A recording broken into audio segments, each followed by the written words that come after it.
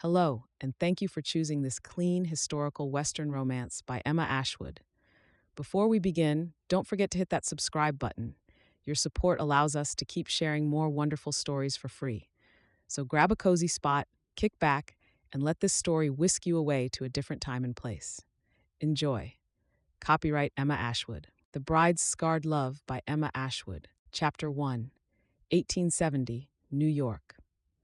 Papa, please, you can't do this, the distraught 17-year-old girl cried, her blue eyes awash with misery. I've made my decision. The baritone voice came from the tall man with thick brown hair graying at the sides, blue eyes, and a mustache covering his upper lip. He was staring out the French windows with a solemn look on his face. Ruth took tentative steps towards him, for her father was a man to be greatly feared. He had a bad temper, and when he was irate, it was best not to get too close to him. Papa, please, I can't marry Mr. Jones. Please don't do this to me, she pleaded with tears streaming down her lovely face.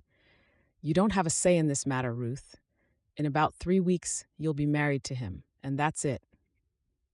There was a note of finality in his voice that brought all the more despair to his young daughter, for she knew that to continue arguing with him would be futile. She turned to the woman who was seated on a rocking chair in the parlor. She had been knitting, but upon hearing what her husband was saying to her daughter, shock had numbed her hands, and she had to put down her knitting. Ruth's features matched those of the older woman who was in her late 50s. Ruth squatted beside her mother, her eyes pleading for her help. Mama, please help me. I don't even want to marry just yet, but if I must, please not to that man. Her desperate plea touched her mother's heart to the point that she had to blink back tears. She raised troubled eyes to look at the stiff figure of her husband by the window, and softening her voice, she said, Dear, could you please reconsider? Stephen Belmont turned to fix angry eyes on his wife and daughter. His features were taut with annoyance that they dared assume to question him. No, Margaret, I will do no such thing. Ruth will marry David Jones. Nothing you say or do will change my mind. And with those harshly spoken words, he strode out of the parlor, leaving the two females to stare at him despondently. Ruth lifted her tear-filled eyes to her mother's gray ones. I'll jump in the East River before that day, she declared, sobbing, and placed her head in her mother's lap. Margaret patted her daughter's beautiful dark hair, which fell over her shoulders and down her back. Hush now, child. You will do no such thing. I will talk to your papa, and he will see reason that you cannot marry that horrible man, she comforted. But she knew that even as she said those words, there might be nothing she would be able to do about it. Stephen Belmont was an overbearing man whose word was law in his home, even though it displeased everyone who lived there. But Margaret knew she had to try. She had to try to convince her husband that David Jones wasn't a good match for their daughter. He was more than twice Ruth's age, for crying out loud. Mama, please do everything you can, Ruth stated with desperation. I will, Ruth. I'll try my best, she declared. They heard a carriage leaving. They assumed that after his announcement, Stephen was probably going to tell Mr. Jones that he had told his daughter and that she was in agreement.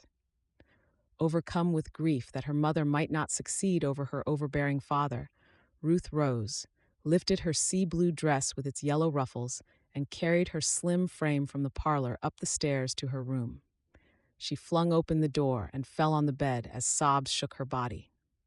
She couldn't believe she was being forced to marry a much older man. Had the man been pleasant, it might not have seemed as bad. But Mr. Jones was an arrogant man, and from what she had heard of him, a terrible drinker. Ruth didn't care that he was handsome. Her dream of marrying for love had been shattered, and she would have to leave the only home she had known for 17 years. Later that evening, Margaret gently approached her husband on the issue. They had retired to their bedroom after spending some time in the drawing room after dinner. She had wanted to broach the topic right there, but feared it exploding into a shouting match to which their servants would be privy.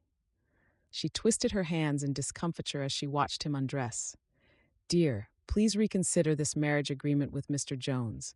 It's quite sudden, and Ruth isn't yet ready to marry, at least not to a man as old and as despicable as him. Her husband ignored her, bent on removing his clothes for the night. "The man is 45 years old," he shouted, and turned on her so abruptly that she feared the fierceness in his eyes. He was very strict, but he had never lashed out at her in all their years of marriage. She did, however, fear he might do so at that moment. She shrank back in fear.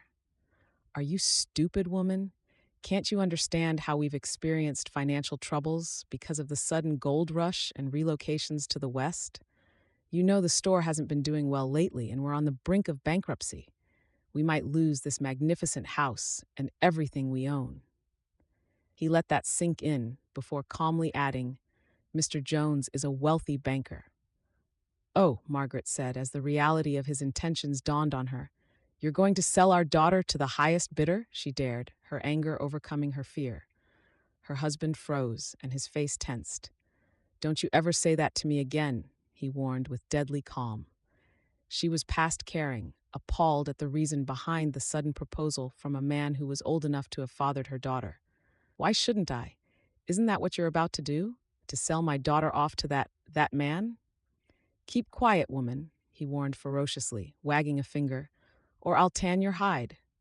Margaret blanched at the threat, and tears came to her eyes and rolled down her face. She raised her chin defiantly. "I'd rather live in starvation and poverty than give my daughter to be wed to that man, even if he has all the money in the world." "Suit yourself. The bans will be announced in the newspaper tomorrow." Weeping, Margaret left the room and walked down the corridor to her daughter's room. Ruth was standing by the window, having not bothered to attend dinner. A draft of wind made the curtains dance around her, and she stood with her arms around herself, looking forlorn. She glanced over her shoulder at her mother's slow entrance into the room. The tears and hopelessness in her mother's eyes told her all she needed to know, that all hope was lost. She turned away from the window and ran into the woman's outstretched arms. They wept together. They both knew they had no say in the matter, and come what may, Ruth would marry David Jones. David Jones smiled with deep satisfaction as he saw the announcement in the local newspaper. The announcement carried the news of his engagement to Stephen Belmont's daughter, Ruth. He replaced the paper on his desk and leaned back in his chair, smiling. Ruth Belmont. He remembered seeing Ruth about a month before at a society gathering. He remembered how he had been about to raise his glass of port to his lips while in discussion with a fellow banker, when his gaze settled on Ruth, looking fetching in a yellow dress trimmed with blue lace. Her skin was like pale porcelain, her black hair as dark as midnight, and her face such that a man wouldn't mind gazing on it. His arrested gaze had held until she moved from his view, but that had not stopped him from inquiring after her. "Who's that fetching girl?" he asked his companion, nodding in Ruth's direction as she moved away. His companion smiled. "Why, that's Stephen Belmont's daughter. She's quite a beauty to behold, isn't she?" "Indeed, she is," he concurred and tossed back the port in his glass, his eyes intent with purpose. After leaving the party, he called upon his private investigator. "I want to know anything and everything about Stephen Belmont. All I know is that he owns a supply store and has a beautiful daughter. Find out more," he had instructed the short, thin man with a beak-like nose and small brown eyes. David had waited impatiently for information on Stephen Belmont. He was a man who loved to plan and prepare before a meeting. Otherwise, he wouldn't have been a wealthy partner in a bank. He wanted Ruth for a wife, and he would have her. He always got his way, no matter what. He was drawn by her beauty, and after their wedding, she would bear him a handsome son who would be his heir. What more could he ask? His gray eyes danced with anticipation and glee at the thought of marrying and putting a son inside her. He was euphoric when his private investigator came back with what he termed good news about Stephen Belmont. "He's heavily in debt," he had read from the report, and burst into joyous laughter. "Set up a meeting with him." He instructed the man and planned all he would say when they met. Stephen Belmont, he saw, had been surprised by the visit from the wealthy man. David, not one to beat around the bush, got straight to the business of the day after looking disdainfully at the man's near-empty store. "I want to marry your daughter, and in return I will pay you a large sum of money." Stephen's eyes had reflected anger. His jaw had clenched. "Who do you think you are, coming in here to make such an outrageous statement?" David had smiled easily, like a man in control, because that was in actuality what he was. He looked the man square in the eyes and, without mincing words, said, "The man who will get you out of overwhelming debt." Stephen's eyes had lifted in surprise before narrowing suspiciously. "How do you know about my debts?" "I make it my business to know many things, Mr. Belmont, particularly when I have an interest." He rose fluidly from the chair, put his hands behind his back, and paced the small office. "I need a son and heir. That is very important to me. You see, I'm a wealthy man without an heir to my wealth. I want us to come to an arrangement.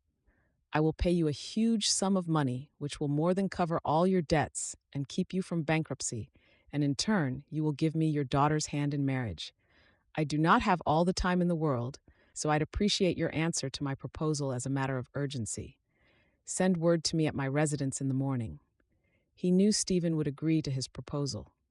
Stephen was a businessman barely managing to stay afloat, and if acquiring a wealthy son-in-law was the solution, David was certain Stephen would take it.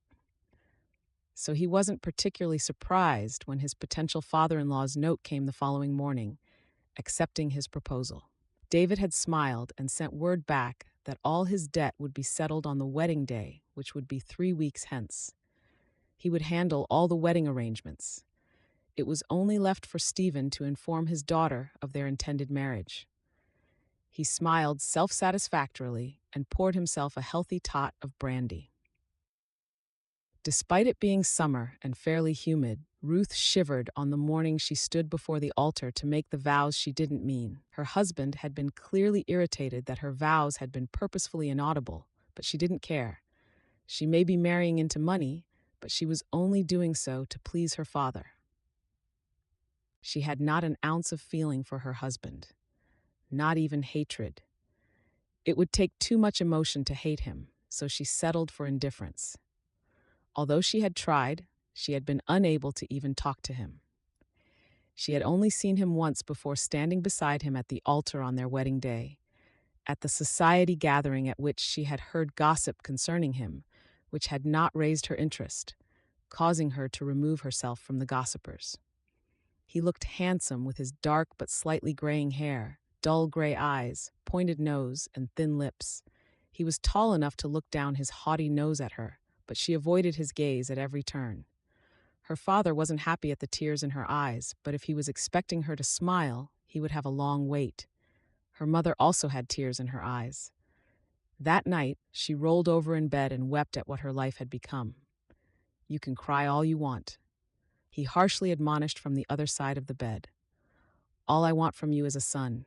The sooner you give me that, the better for you, you cold fish." Ruth wept harder. Chapter 2. However Ruth imagined marriage to David would be, it was nothing as expected. Of course, she hadn't expected romance, but neither had she expected to be ignored. Her husband saw her as an addition to the expensive pieces in their parlor. He left very early each day for the bank, and there he remained all day. He visited home for dinner, after which he left for the bar room.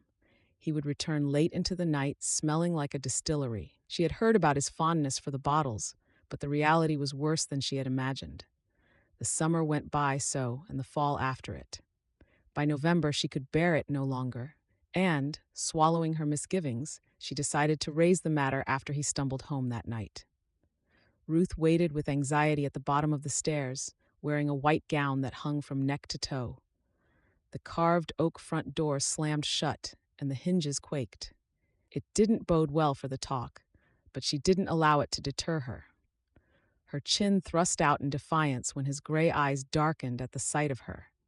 His dark hair was on end, indicating that he had run his fingers repeatedly through it, with hands probably wet with whiskey. His clothes were wrinkled and rumpled, and his shoes were dusty. He looked not at all like the respected banker he pretended to be by the light of day. His gray eyes trailed her dark tresses, which were severely tied back at her neck, along her white gown, down to her dainty slippers. Ruth gasped at the disgust she read in his gray depths, and she wondered what she had done to deserve the disdainful glare. His lips curled in a derisive sneer. To what do I owe the honor of you staying awake for me to come home when I know you're an annoying early bird? Flustered, she looked down at her hands and laced them before lifting her blue eyes filled with discomfiture at him. I want to talk to you, she informed him, hoping his drunken state would open him to listen to her. She wondered for a second if she should have waited until the following morning when he was clear-headed. No, most mornings found him in a bad mood, hung over from the night's imbibing. Besides, he barely spoke to her. He threw back his head, and laughter bubbled from his chest and out his throat. Ruth's color heightened, and her right hand trailed the left sleeve of her dress with unease over and over again.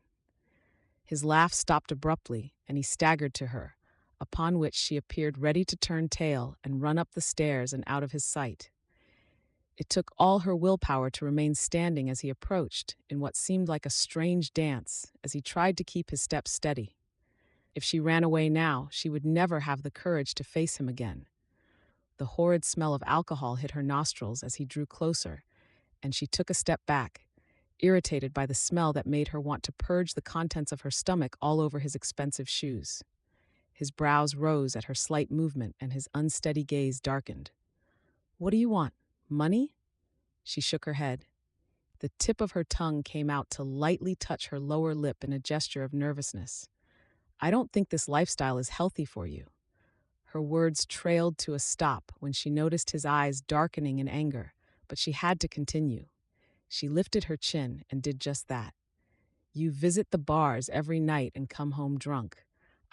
I know this isn't a conventional marriage, but I'm concerned about the harm you're causing yourself.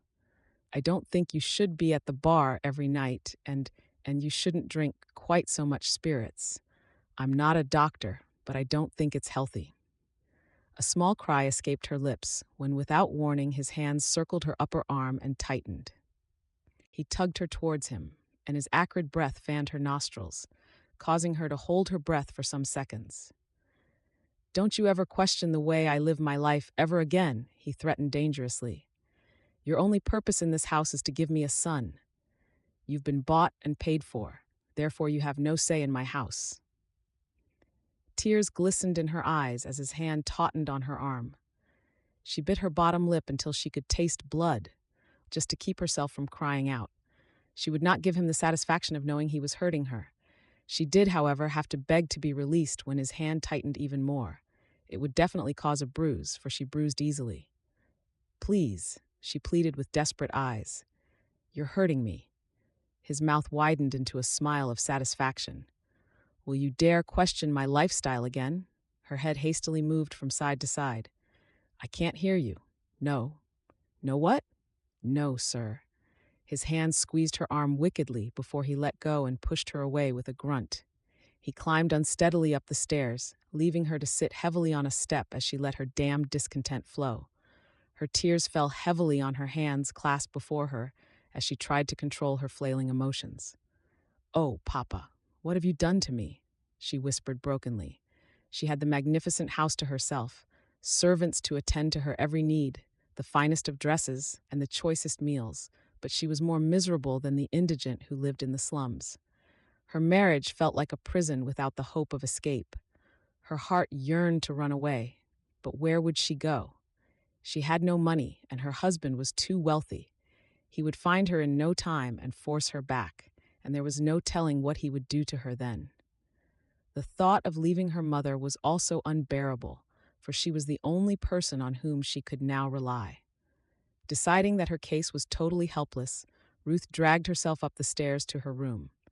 Passing by her husband's room, she heard the loud snores and cringed. He had no trouble falling asleep after causing her so much pain.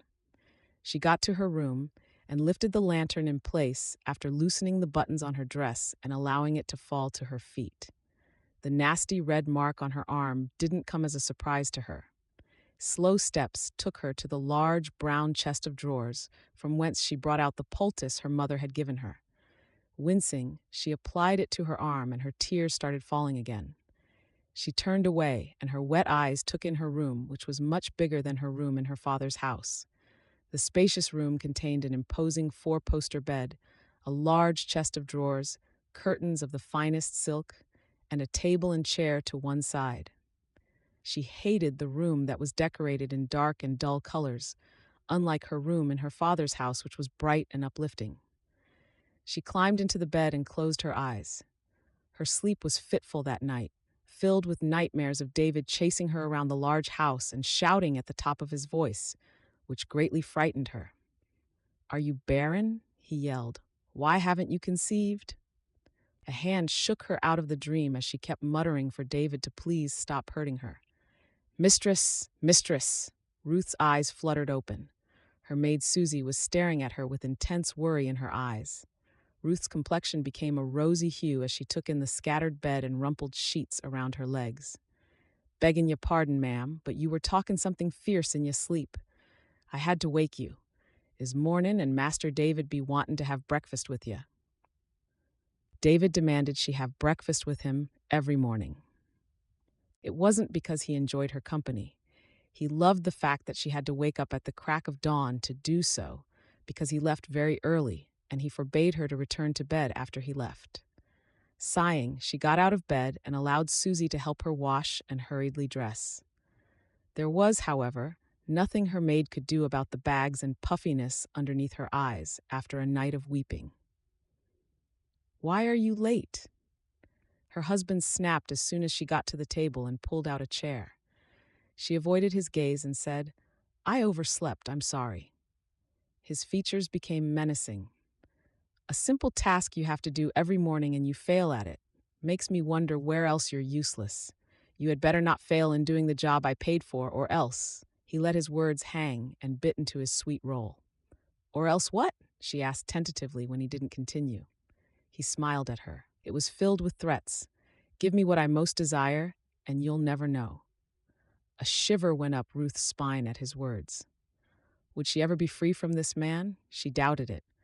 The thought that she would be miserable for the rest of her life made her lose her appetite. "How do you hope to be with child soon when you eat like a bird?" he snapped in a voice that sounded like thunder, and it startled her. Her eyes elevated to his angry ones, and she quickly looked away. "You need meat on your bones for you to be able to carry my son. I gather that you didn't have enough to eat in your father's house, but you have enough to feed the whole of New York here, so I don't expect you to waste my food." He pushed himself to his feet and flung his napkin on the table after dabbing his mouth with it. "You will eat 5 times a day from now on. I will instruct the cook to serve you dishes of the choicest meals, and you must eat every morsel. If I get a report that the meals are returned without you cleaning the plates when I return from the bank, I'll force feed you, and I don't care if you choke. Have I made myself clear?" "Yes, sir," she whispered, and also nodded for good measure so he could go to the bank and leave her alone to have respite for a few hours. "Oh, Papa, you don't know what you've done," she cried softly after her husband left. He threw insults at her father at every turn, and it hurt her, for Papa was a hard-working man whose bad business decisions had caused him to borrow heavily from the bank. She hadn't known the nature of the agreement between David and her father before the wedding. David had enjoyed telling her, on the very day he brought her home, how he had settled her father's debts so that she might bear him a son. She had called her new husband a liar, but the smugness in his eyes had told her she was only arguing so she wouldn't believe what she knew might be true. Mocking her father became his habit whenever he was angry with her. Ruth quickly wiped away her tears and sniffed when a maid appeared to clear the table. She turned away when the maid removed her barely touched breakfast. Her mother had taught her that no matter what happened in the house, it was best to keep it from the servants to avoid them gossiping. Ruth would have felt even more terrible had she seen the look of pity the maid bestowed on her before departing from the room. Ruth went back to her room and lay on her bed and cried, and her pillows were still wet when a maid announced that her friends had come calling.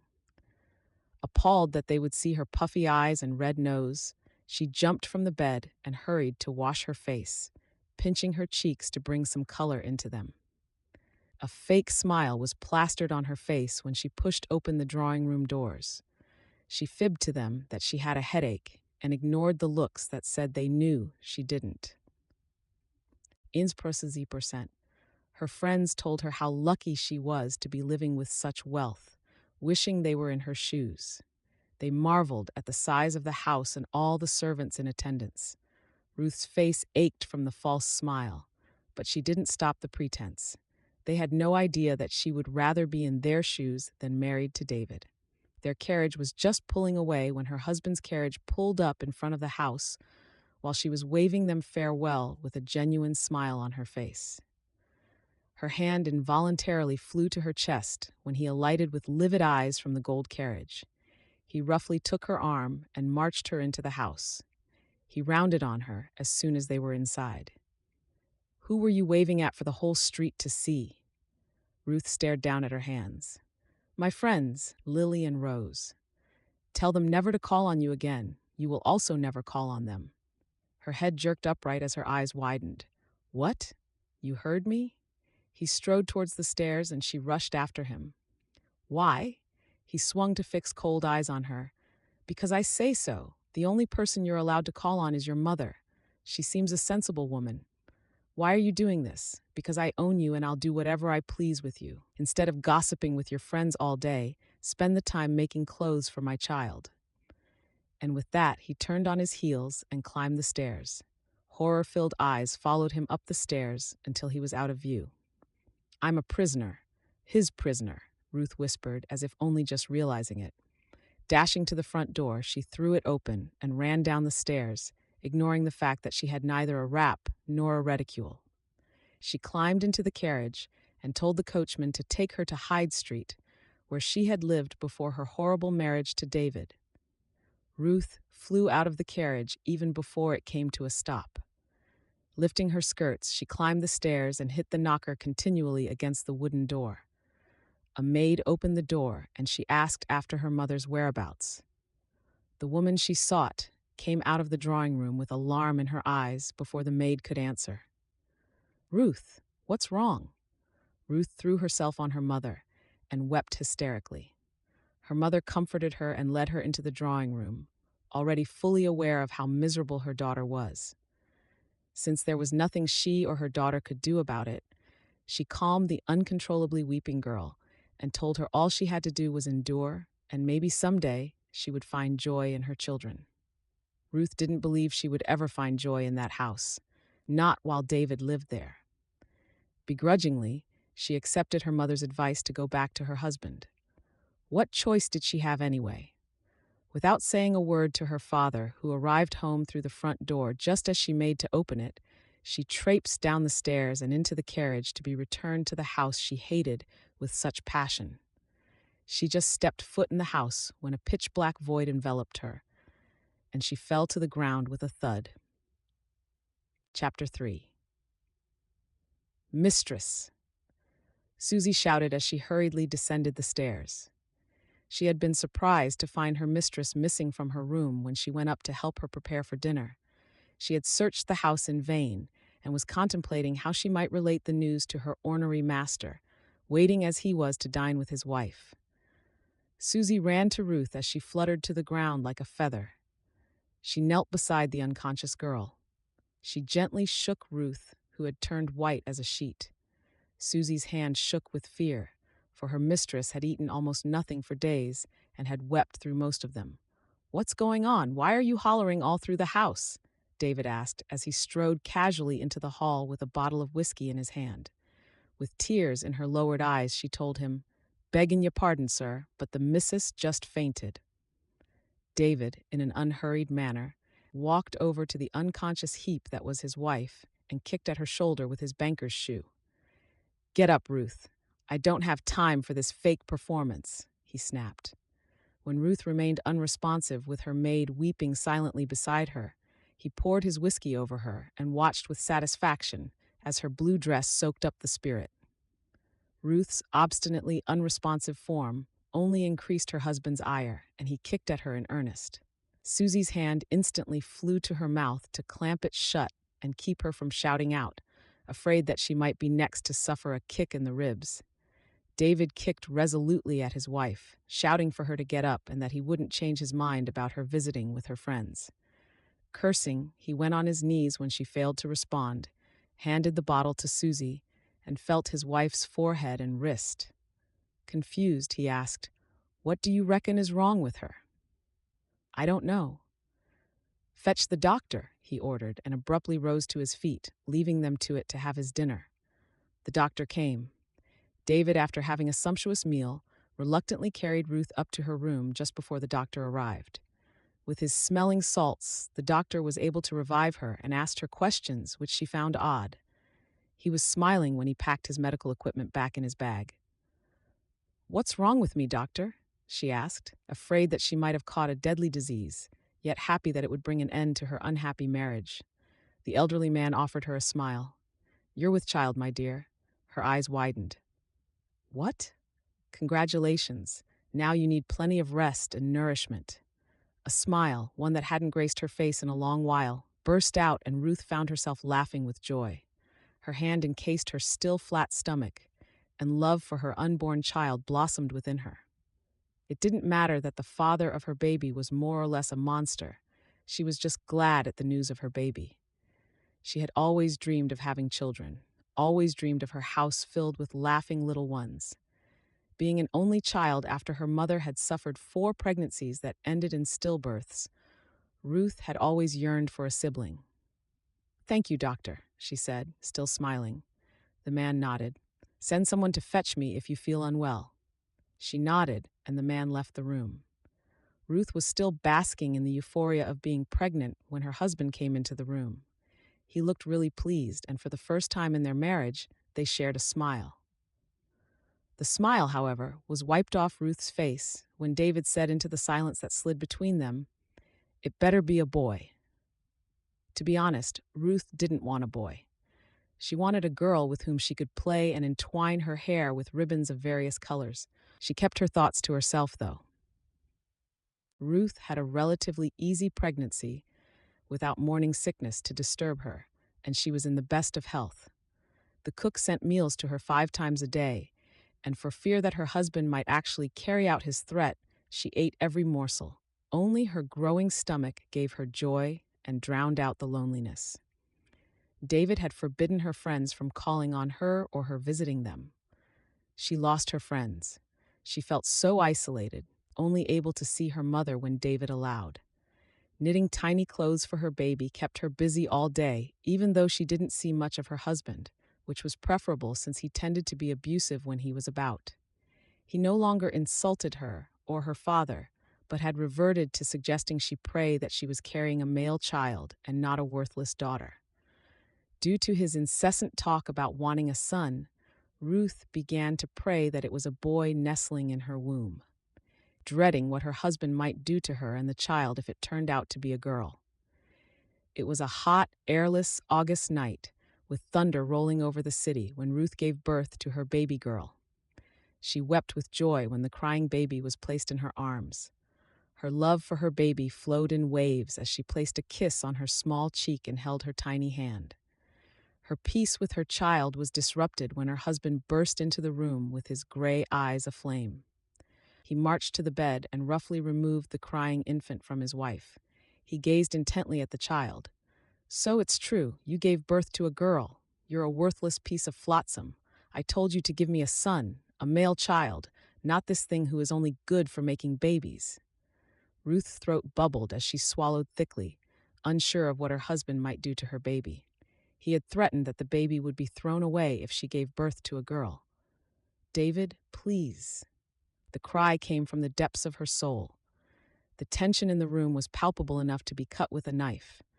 With their hearts in their throats, the occupants of the room, Ruth among them, watched with trepidation as David continued surveying the baby. He flung the child into the outstretched hands of her new mother, who sighed with relief and cooed at the crying baby. He strode out of the room, cursing both his wife and his daughter to perdition. The midwife and the maids crossed themselves over and over again and gazed with pity at the young girl on the bed, who was weeping with her child hugged tautly to her. David despised her and her beautiful daughter, and never failed to show it whenever he was home, which was thankfully rarely these days. Ruth kept her daughter as quiet as possible whenever he was about. and when his fury erupted, she would place her hands over the baby's small ears to keep her from hearing such foul words. "I love you. You're the most beautiful child in the world," Ruth would always tell her daughter when they were alone. Since her husband showed no interest in his baby daughter, it was up to Ruth to name her. She named her Maisie, having always liked the name. Ruth enjoyed having a daughter to dote on, and it gave her a new lease on life. She had a reason to wake up every morning and smile, but her smile turned into tears one day when she noticed the baby's eyes had a white, cloudy appearance.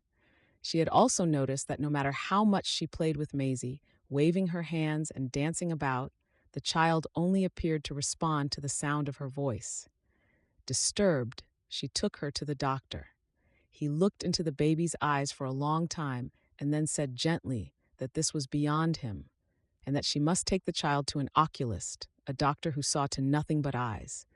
The oculist had rooms on Fifth Avenue and gray whiskers and a kind, tired face. He held a lamp close to Maisie's eyes and turned her head this way and that. He asked Ruth when she had first noticed the clouding, and whether the child followed a candle, and whether anyone in either family had been born the same way. Then he set the lamp down. "Mrs. Jones, I will not pretend with you. This is not the cataract that a surgeon can couch or cut away. The eyes did not form as they should before she was born. There is no operation for that. She was born blind, and she will remain so." "No," Ruth whispered. "I am sorry," he said, and she could see that he was. "She will hear you and know you and love you as well as any child, but she will not see you." Ruth cried all the way home, afraid of David's reaction and determined to protect her child against his abuse. As expected, her husband wasn't pleased at all. He ranted and raved like a lunatic. "You're totally useless. As if it wasn't enough that you brought a girl into this union. You could only produce a defective one. Why did I even marry you? I curse the day I laid eyes on you. I never bargained for faulty goods when I paid your useless father off. What did I ever do to deserve a useless wife and a blind daughter? I spit on you both." He left the house soon after to drink himself into a stupor, only to heap even more insults on her before falling into a drunken sleep on his return home. Their marriage took a downward turn after that as David stayed all the more away from home. Whenever he was home, he would show his displeasure at every turn. Ruth stayed out of his way and made sure her daughter did the same. It wasn't long before she started hearing rumors about his numerous affairs. She heard the servants whispering about it one morning, but she didn't allow it to get to her. He could do whatever he wanted. She wasn't going to say anything to him. She was on an outing with her mother and Maisie at the park one sunny afternoon when she saw David entering his own carriage with another woman. The manner in which they looked at each other and held hands told Ruth all she needed to know about what was going on between them. "Oh, that horrible man!" her mother exclaimed beside her. "Mama, please, not in front of Maisie." Margaret looked at her beautiful granddaughter, who was Ruth's replica, and smiled fondly at her. Ruth shrugged. "It doesn't matter, Mama. Maisie is all that matters to me right now." And she meant it. She didn't care that David was having numerous affairs. At least he left her alone to care for her daughter, whom she loved dearly. Life was going well for her as long as she had her daughter to love, until one fateful day when everything changed. Chapter 4. "Ruth, it's so lovely to have you here. I don't see you as often as I want." Margaret expressed her joy at her daughter's visit. Ruth smiled at her from her position on the stuffed sofa in the lavender-themed drawing room. She bit into one of the tiny biscuits she had been served and savored the taste. Cook's biscuits were still as pleasant tasting as ever. She had missed them terribly. Margaret observed her daughter with affection as she enjoyed her favorite childhood treat. After studying her face for some minutes, she was elated to see that the loneliness and sadness usually evident in Ruth's eyes were no longer there. Ruth was positively glowing, and the elderly woman believed it was all thanks to having Maisie in her life. No thanks to that horrid man who was going about town, flaunting his disregard for Ruth by indiscreetly consorting with women of disrepute.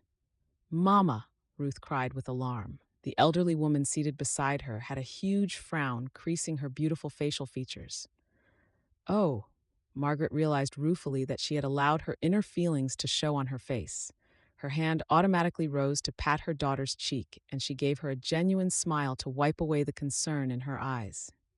I'm so sorry, my dear. I was just thinking of that despicable husband of yours. Oh, Mama. Ruth's gaze roamed the room and settled on the rocking chair where her mother's knitting lay, abandoned upon her rival. She decided to change the topic. Talking about David changed her carefree mood into one of deep depression. I'm knitting Maisie a pullover. That's wonderful, but don't change the topic. Ruth exhaled noisily and settled her gaze on the peach reticule that complemented her peach dress. Her hand wrapped around the drawstrings and her fingers trailed the embroidery. I don't want to talk about him, Mama. Her shoulders raised and dropped in a nonchalant gesture. I mean, what's there to say about a husband who doesn't even come home for days, and when he does, it only causes me and Maisie unhappiness? Her eyes elevated, and her mother quickly hid the pity that she was sure her daughter would see in her own eyes. Mama, let's forget about him. I don't want us to ever talk about him again. Let's talk about Maisie. The transformation on Ruth's face when she began talking about her daughter was instant. Her dull eyes became filled with light to rival that of the sun, and a bright smile curled the corners of her lips. Her mother's eyes watered a little as she watched and listened to her daughter go on and on about Maisie. It brought back loving memories of how she used to talk the ears off anyone who cared to listen about Ruth when she was a baby. Though content in her marriage, she had found great joy in being a mother, and she was happy that her daughter, despite the unfortunate circumstances that led to her marriage, was finding joy in motherhood too.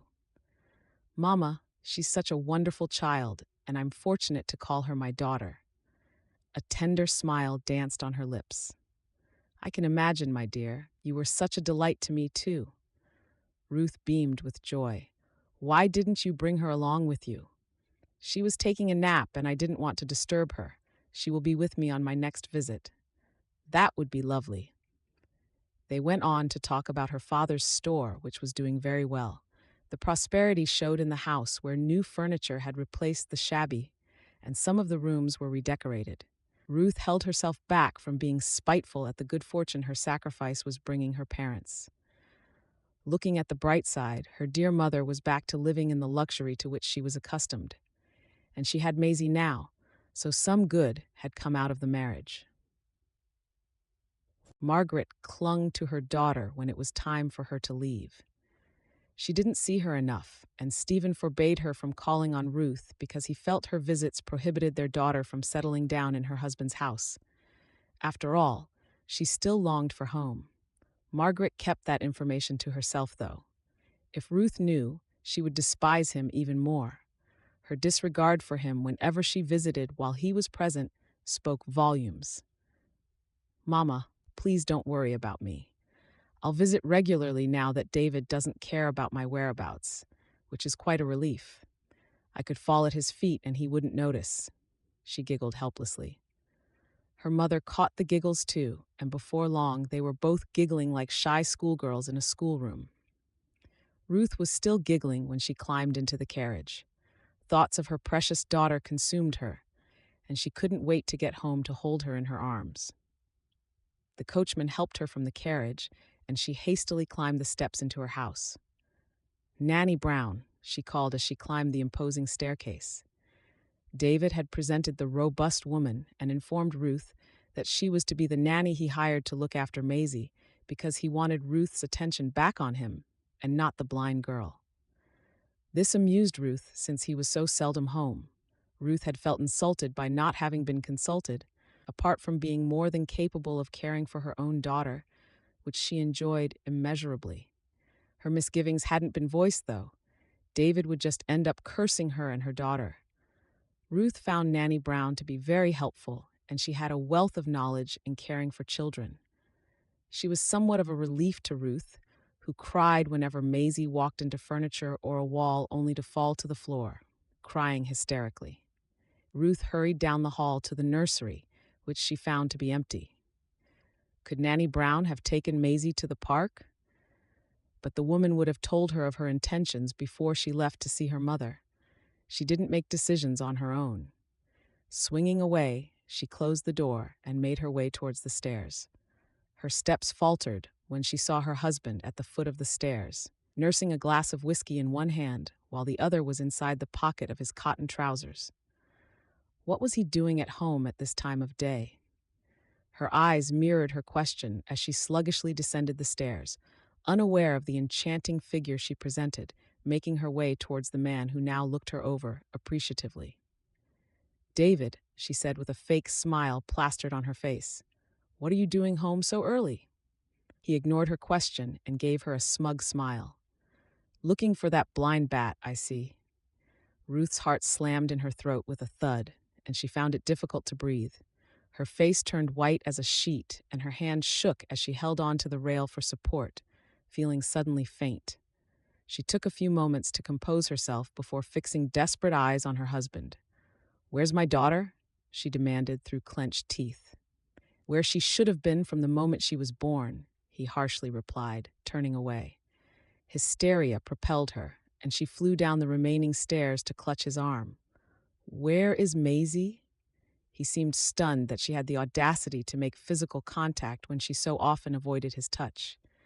He shook her hand off and took his time, in deliberate wickedness, to take a gulp from his glass of whiskey.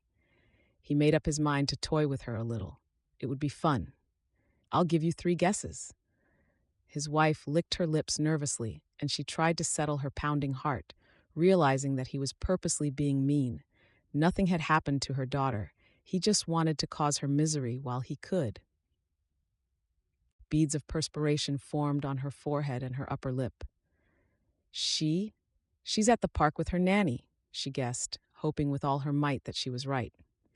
He threw back his head and gave a full bellowed laugh. "At the park, in these temperatures? What a wonderful mother you are." Her hands became clammy and she wiped them on her dress. "David, please, please tell me where my daughter is."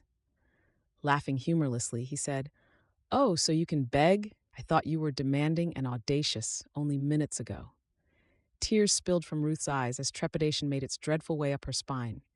She didn't want to think of what David might have done to poor Maisie.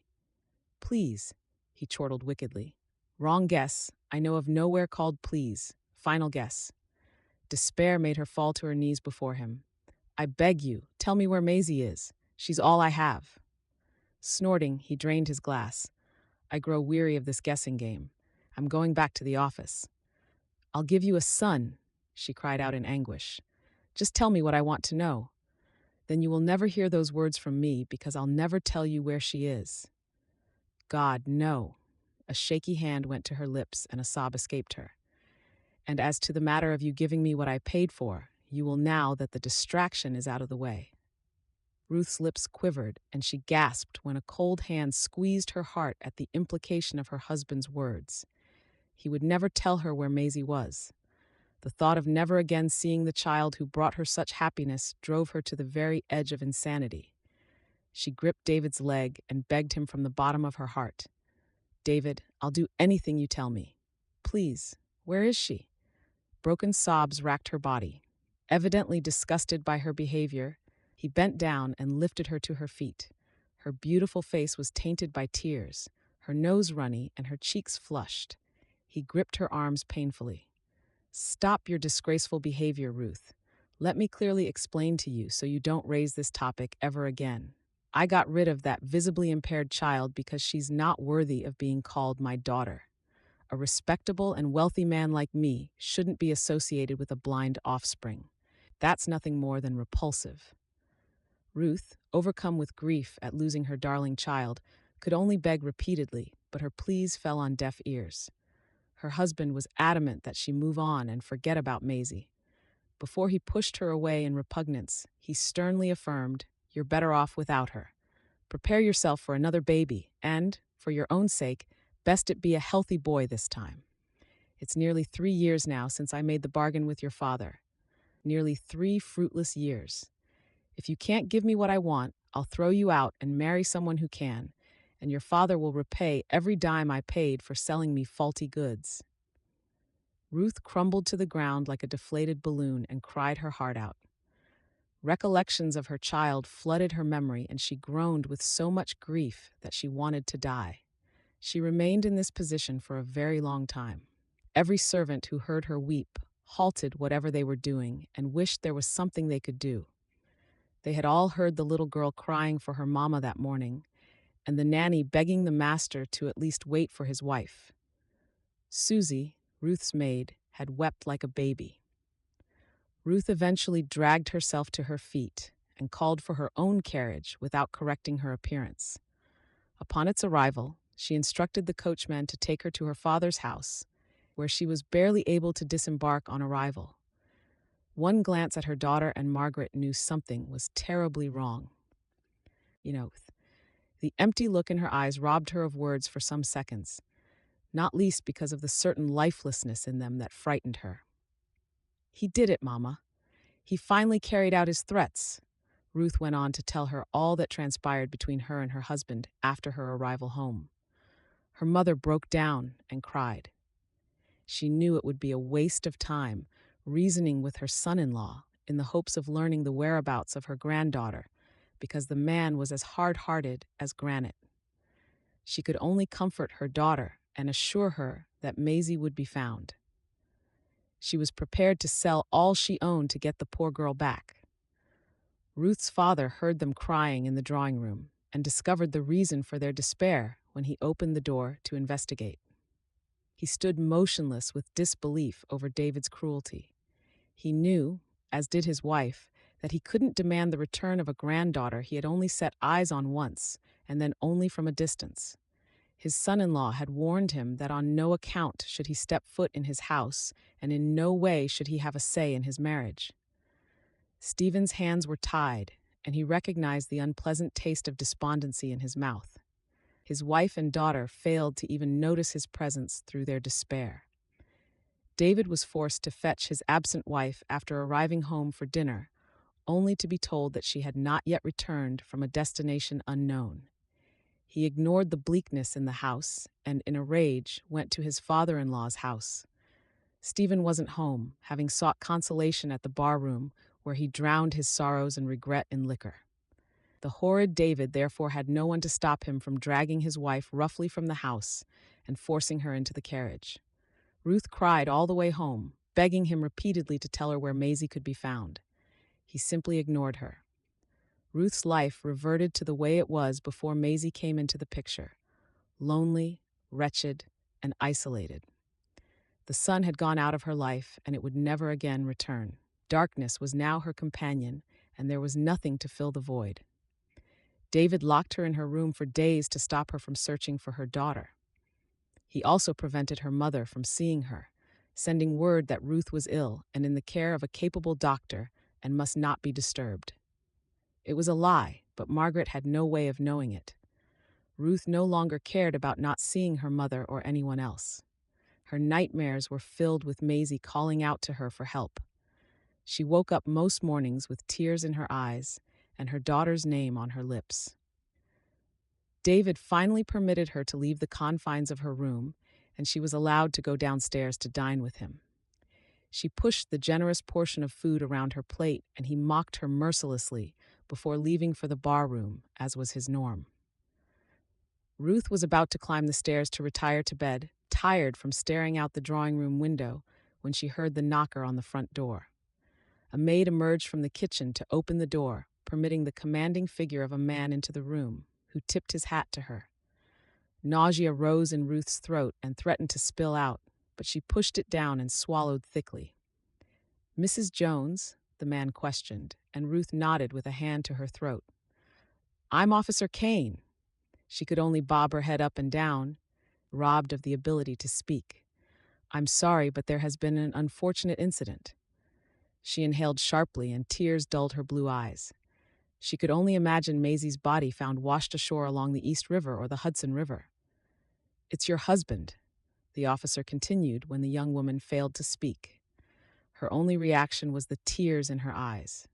Her continued silence prompted him to give it to her straight. "I'm sorry, ma'am. Your husband collapsed at the Rosebud Bar-room this evening. A physician was called, but there was nothing to be done. He said the heart had failed him." Her first words to him were, "What do you mean, nothing to be done? David Jones is dead." Chapter 5.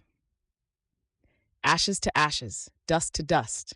The preacher droned on, but Ruth didn't hear as her thoughts drifted from the present and away from her here and now. The morning was cold after a night of rain, and for the most part, her fellow mourners all wore thick coats to ward off the harsh weather. The chilliness of the city couldn't be compared with the all-pervasive frostiness inside her heart as she stood in the cemetery to bury her husband. The numbness had settled on her from the very moment the police officer uttered those 4 words that freed her of her shackles. David Jones is dead. It was wrong to rejoice at a death, but that was exactly what she knew the servants to have done when news of their master's demise reached them. Ruth had tried her best to feel a decent measure of sorrow, but all that came was the guilt of being unable to garner even an ounce of grief at her husband's passing. He couldn't be thought of as young, but it was nonetheless a shame for him to have died at 48. His nights of binging had finally caught up with him, and his heart had been unable to take it any longer. Guilt assailed her, for she felt her inability to bear him. A son had driven him to drinking so heavily. But her mother repeatedly disabused her of such thoughts, reminding her that David had always been known to be a heavy drinker.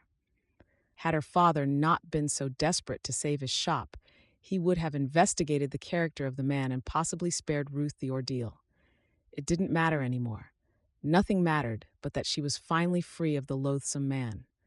Her mother, upon hearing the news, had rushed down to the house to offer not only comfort but also her congratulations, for her life would start anew and perhaps, this time, follow a positive path. Ruth hadn't wanted to think of the future just then. Her only concern was to arrange the burial. A gloved hand slid into hers. She turned to see her mother's pitiful gaze, and she smiled weakly at her. "It's over." It took Ruth a moment to realize that she was referring to the funeral and not her sad marriage to the deceased. She turned to see the gravediggers already filling the grave. People were dispersing, and some came forward to offer their condolences. She endured the tense moments of feigned respect and outright lies from the well-wishers. He was such a wonderful man, the kindest man who ever lived.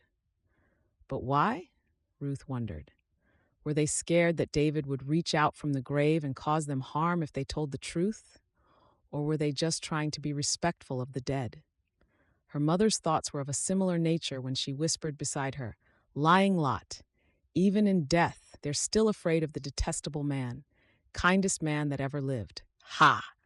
More like he was the vilest man whom we ever had the misfortune of having cross our paths. He should rot." "Mama, please," Ruth hastily interjected as yet another sympathizer came forward. Over the head of the sympathizer, Ruth saw a woman crying profusely, unable to hold her emotions in check. She was in the soothing arms of another woman who was offering her words of comfort. Even though the crying woman had a veil over her face, Ruth recognized her as the woman who she had seen in David's company at the park. Compassion moved her to offer her condolences to the woman who was obviously distressed at David's death. She must have truly loved David. Everyone who attended the burial had been dried-eyed except for her. "Where do you think you're going?" her mother snapped and held her back. She had followed the direction of her daughter's gaze. "Mom, I just want her to know how sorry I am that she lost the man she loved." Her mother's gaze was incredulous. "Man she loved? Oh, darling, you're still very naive. She isn't weeping for that man. She's weeping because her financial security is gone. She would have to vacate the house he provided, and unless she finds herself another wealthy married man to leech off of, she will be without the means she has grown accustomed to." "But you would really offer sympathy to the woman who was having an affair with your husband? Mama, you already know how it was with David.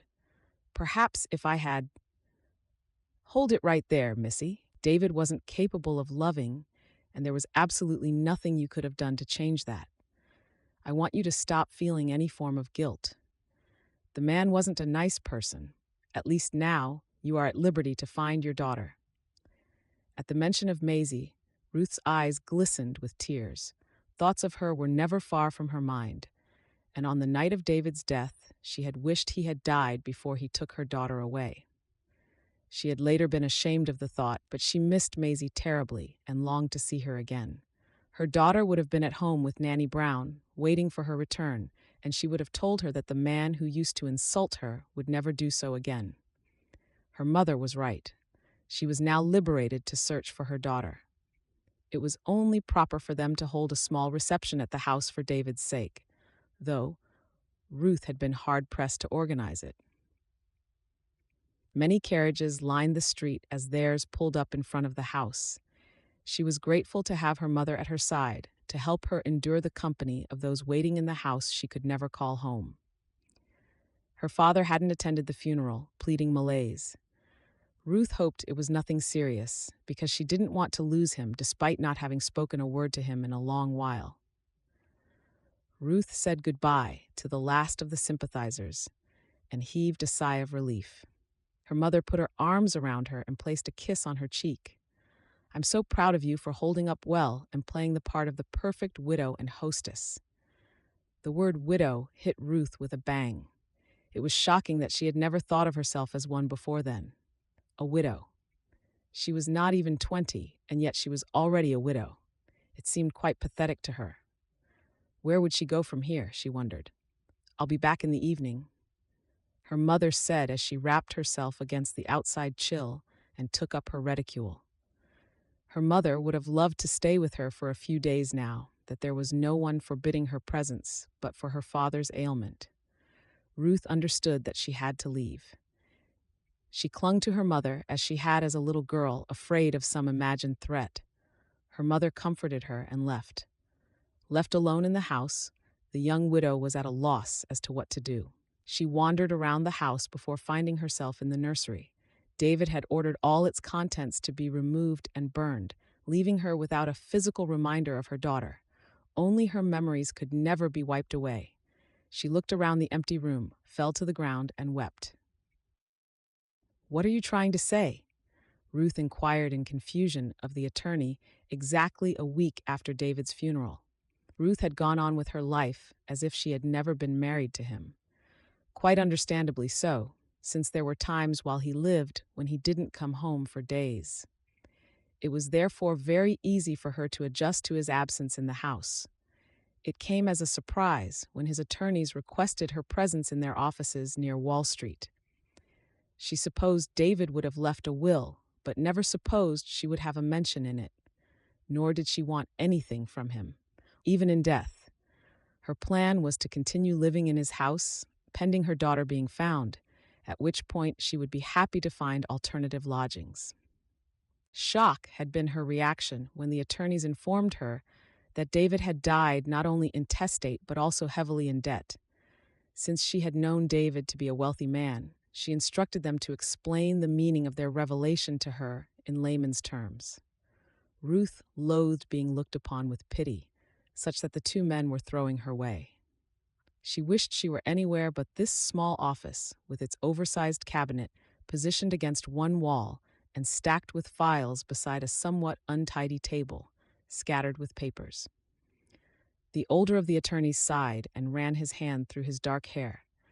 It was obviously his task to relay the bad news to her, because his younger partner had barely spoken since her arrival. The attorney leaned forward and laced his fingers atop the wooden table. He gazed at her keenly and explained the situation. "You see, Mrs. Jones, while it isn't good to speak ill of the dead, please permit me to say that your late husband wasn't a wise man." Ruth couldn't argue with that. David had been a lot of things, but wise? She didn't think so. "Please continue," she urged when the man ceased speaking to stare at her intensely. He visited the Rosebud Bar Room every night. He was fond of heavy drinking and often bought rounds for all the patrons when he was sufficiently imbibed. The owner of the establishment afforded him special treatment and was wont to urge David, when he was in his cups, to spend lavishly, thereby filling his own coffers all the more. "On 2 occasions, I had to stop your husband from doing that, even though he raged and cursed." As time went on, his earnings couldn't keep up with this frivolity and his visits to the bro. He looked away abruptly, turned a rosy hue, and cleared his throat. Ruth wanted to assure him that his half-spoken word was no reason for embarrassment since she was well aware of his affairs. However, the attorney's words were already building anxiety in her heart, so she remained mute. "I beg your pardon, ma'am," the attorney pleaded and continued. "He began borrowing huge sums of money from the bank, and no one questioned him since he was a partner there. He also started to handle some other things which drained his finances even further." Ruth had a fair idea of what the other things might be. She had heard rumors about him taking his mistresses on trips out of the state to places like Philadelphia and acquiring houses and expensive dresses and jewelry for them. With such practices, she heard the attorney saying, it was within a short frame that he built up extensive debts that he couldn't hope to repay. The widow remained as quiet as a mouse, for she knew with dread what was coming next. "David died a penniless man, and I'm sorry to tell you that the bank is moving for a foreclosure on his house to pay off at least some of the money he borrowed. So, Mrs. Jones, I'm sorry, but you have to vacate the house and find somewhere else to live." Ruth couldn't remember how she got home, but she just found herself somehow before the large oak door. She could remember the attorney offering his apologies repeatedly after informing her that she was to be evicted. Maybe she thanked him, but she couldn't be sure. A certain numbness had taken over her mind, soul, and body, just as it had on the occasion of David's funeral. It wasn't that she was overly fond of the house, but to be rendered homeless was a devastating blow. She had woken that morning to rare sunshine and had smiled for the first time since her daughter was taken, with no idea of what the day held. "Darling, you're back," her mother called from the door of the drawing room and moved forward with outstretched hands to embrace her daughter. Her steps faltered when she saw her daughter's face, white as snow, and her chin trembling. Adrenaline pushed her forward, and she clasped the young widow's hand in alarm and questioned her. "What is it?" "I came here a few minutes ago and was told you were at a meeting with David's attorneys. What did they say?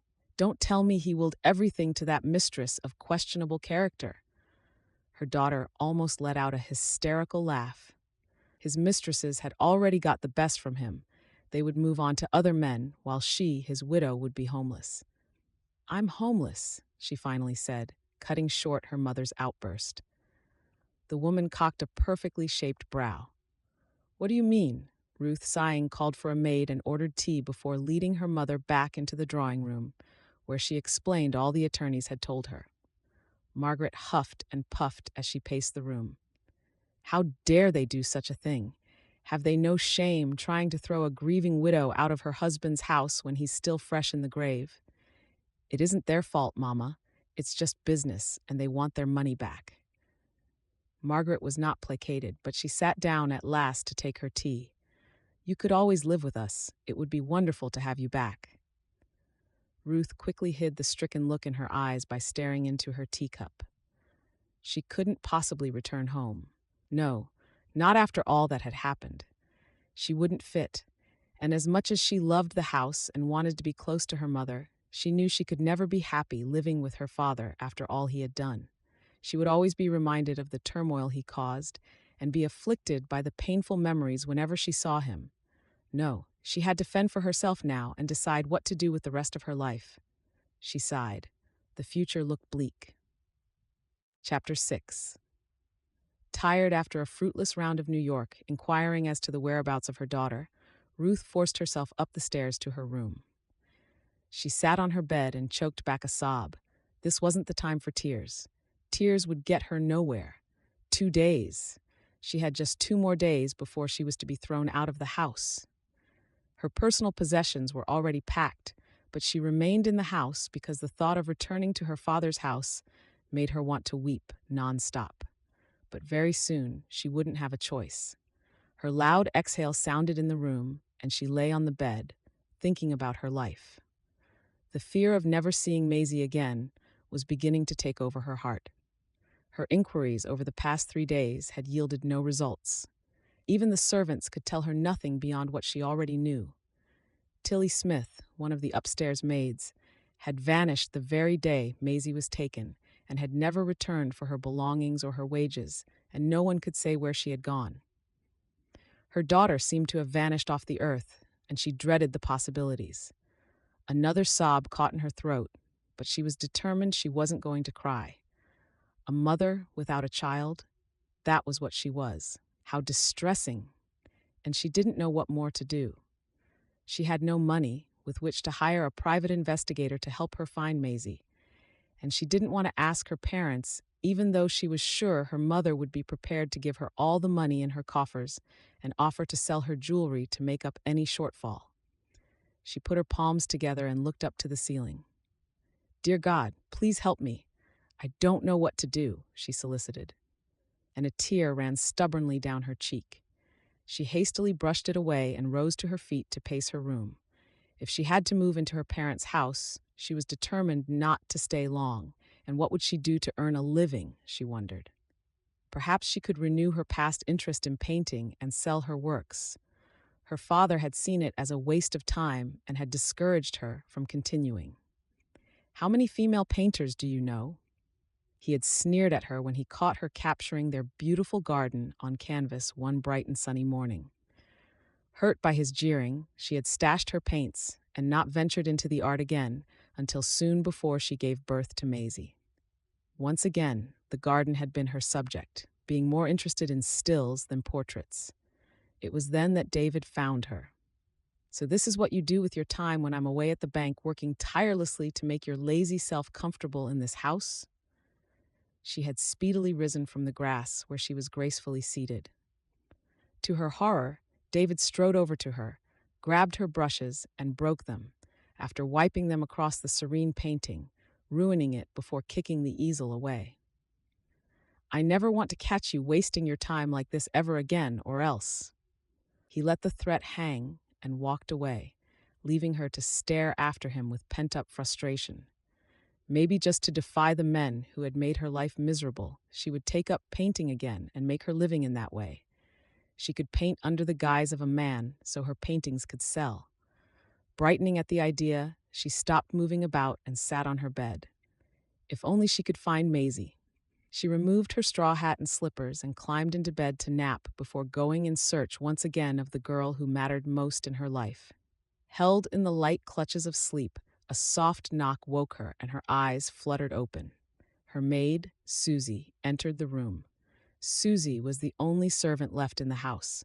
Only after David's death had Ruth learned that the servants hadn't been paid in months, and she couldn't keep them on with her dwindling resources. Every cent she had went on hiring carriages to take her around the city in search of her baby. Most of the others had found places in other households, and she prayed they would be treated better than in David's employ. Susie, content with food and board for the time being, stayed on for her mistress's sake. "Begging your pardon, ma'am, but Nanny Brown be downstairs to see ya." "Oh," Ruth said, rising to her feet. Nanny Brown had always been friendly during her time taking care of Ruth's daughter. The woman in her late 50s had taken on the role of mother to her whenever she was in need of advice, which Ruth greatly appreciated. The woman had called on her the day after Maisie's disappearance to inform her of all that had transpired. I was too horrified for words, and there was nothing I could do about it. I just sat at the foot of the steps, crying and begging God to keep the poor girl safe, not knowing the intention of the master. He returned some 30 minutes later and instructed me again to leave the house and never return. Scared as I was of the man, who I doubted was entirely sane, I cursed him for doing such a terrible thing to both you and his daughter. In all my years, I'd never seen anything quite like it. I miss Maisie so much. Tears had clogged her throat, and Ruth had put her arms around her, and they had both wept out their sorrow. They had maintained contact, and upon hearing of David's demise, she had also come to pay her condolences, as ingenuine as they were. "I'll be right down," Ruth called. "Do we have enough to make her a cup of tea?" The maid nodded, and Ruth had her entertain her guest while she washed her face and combed her hair. Nanny Brown was sipping her cup of tea when the drawing-room doors opened, and Ruth burst in like a ray of sunshine. She set her teacup down and pushed herself up from the chair to hug the young lady. They sat on the sofa and exchanged pleasantries. "How have you been?" The former nanny broke the silence. Ruth's smile was genuine, as well as I can be expected, given the recent turn of events. Oh, Nanny Brown's face screwed up in a frown. What more could possibly have happened? Ruth relayed the incident at the attorney's office almost a week before. The woman shook her head as she spoke, and then fell silent for so long that Ruth feared she might never talk to her again. Ruth, she at last uttered after several moments had elapsed, I think you need to get away to start your life afresh. The thought had crossed her mind only days after David's funeral, but the fear of venturing into the unknown without any means had held her bound. Yes, the more I think of it, the more I believe that's exactly what you should do. The former nanny became quite animated at the suggestion. Leave New York, go and start a new life somewhere else. Meet a real man, fall in love, get married, have babies, and live a beautiful life. It was a good idea, Ruth thought. She would go somewhere far away where no one knew her or her past. She would tell no one about herself and would only express herself through her paintings. She was warming up to the idea and her eyes sparkled, but when she remembered Maisie, they became dull as dishwater. Her smile faded and sadly she shook her head. But I can't leave Maisie. The room became as quiet as the calm before a thunderstorm, and Nanny Brown turned in her chair to study the young lady with her head bowed, pitying her immensely. Her late husband had really destroyed the poor girl's confidence, and her head was almost perpetually bowed in response to her husband's abuse. Only with her daughter did her true beauty show. She understood the loss, being a mother herself, but Ruth had to get on with her life and not wait for the missing little girl. Nanny believed that the wicked David probably took the poor thing to the docks and shipped her far away, but she couldn't tell that to the grieving mother. Instead, she took her hand in hers and waited until her beautiful blue eyes met her brown ones before saying, I understand how you feel, Ruth. Believe me, I do. But to be very candid, I think you should give my idea a try and not wait around here for Maisie to show up. My grandmother used to tell me when I was a little girl that what is yours, and no matter how long it takes, it will always come back to you. You'll get to see Maisie again someday, but for now, you need to pull your life together so that when you see her, she'll be mighty proud of you. Thank you, Ruth simply said and gave the idea some more thought. But I don't even know where to go and I don't have any money. Leave the money aspect to me. Ruth balked at that. Oh, Nanny Brown, I couldn't possibly take money from you. The woman laughed. Dearie, I have enough money to last me till I become gray and wrinkled. My children send me money all the time. This was news to Ruth. Then why did you? The woman broke in. Why did I take on the job as Maisie's nanny to earn peanuts from that stingy man? Boredom, I guess, and love for children, I might add. Not knowing what to say, Ruth put her arms around the woman and hugged her tight. Thank you, she said with great feeling. The woman had no idea how much she had helped her with Maisie. The former nanny smiled and nodded when the young woman pulled away. As for your destination, I've got the perfect place in mind for you, Montana. Ruth's eyes almost popped out of their sockets. Far west? Yes, you could become a mail-order bride. What's that? Her forehead creased. Nanny Brown quickly explained the concept to her about the quest for wealth, which led men to the west to become ranchers and such, and how women were in short supply there.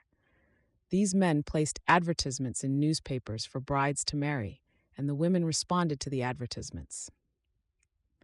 The daughter of a late dear friend of mine once responded to such an advertisement. I thought it was unwise, but she was down on her luck. An orphan I took in. She didn't want to continue living off me, and the man who promised they would exchange vows before a preacher left her to do that with another woman. She took the risk, and today she's a happy and fulfilled woman. I receive letters from her all the time. 3 children, a loving husband, a home to call her own. What more could she ask for? You should think about it. Ruth worried her bottom lip. She didn't know if she wanted to be married again, at least not so soon. Who was to say that the man wouldn't be exactly like David, or even worse? Just because it worked out for Nanny Brown's friend didn't mean it would work out for her too. It seemed an exciting adventure, filled with all the risks of moving somewhere new to meet a total stranger with the intention of marriage. It sounded insane to her mind, but she weighed her options. Moving far west and starting a new life versus living with her parents in fear of her father again marrying her off to his own benefit. She shuddered at the thought. Why not be joined to a stranger on her own terms, rather than be foisted off to someone who might or might not be as despicable as her first husband? Nanny Brown, I think I'm going to do it. Chapter 7, Whistling. Caleb Mason rode his large Appaloosa through the wide plains in the direction of his cattle ranch in Bluewater, Montana. His weary bones were rebelling against the arduous work they had been through over the past weeks. Thoughts of his large bed and warm food in his belly spurred him on. Having most of his cattle survive the past harsh winter was somewhat of a miracle. The few losses weren't enough to worry him, although the death of any cow brought him pain.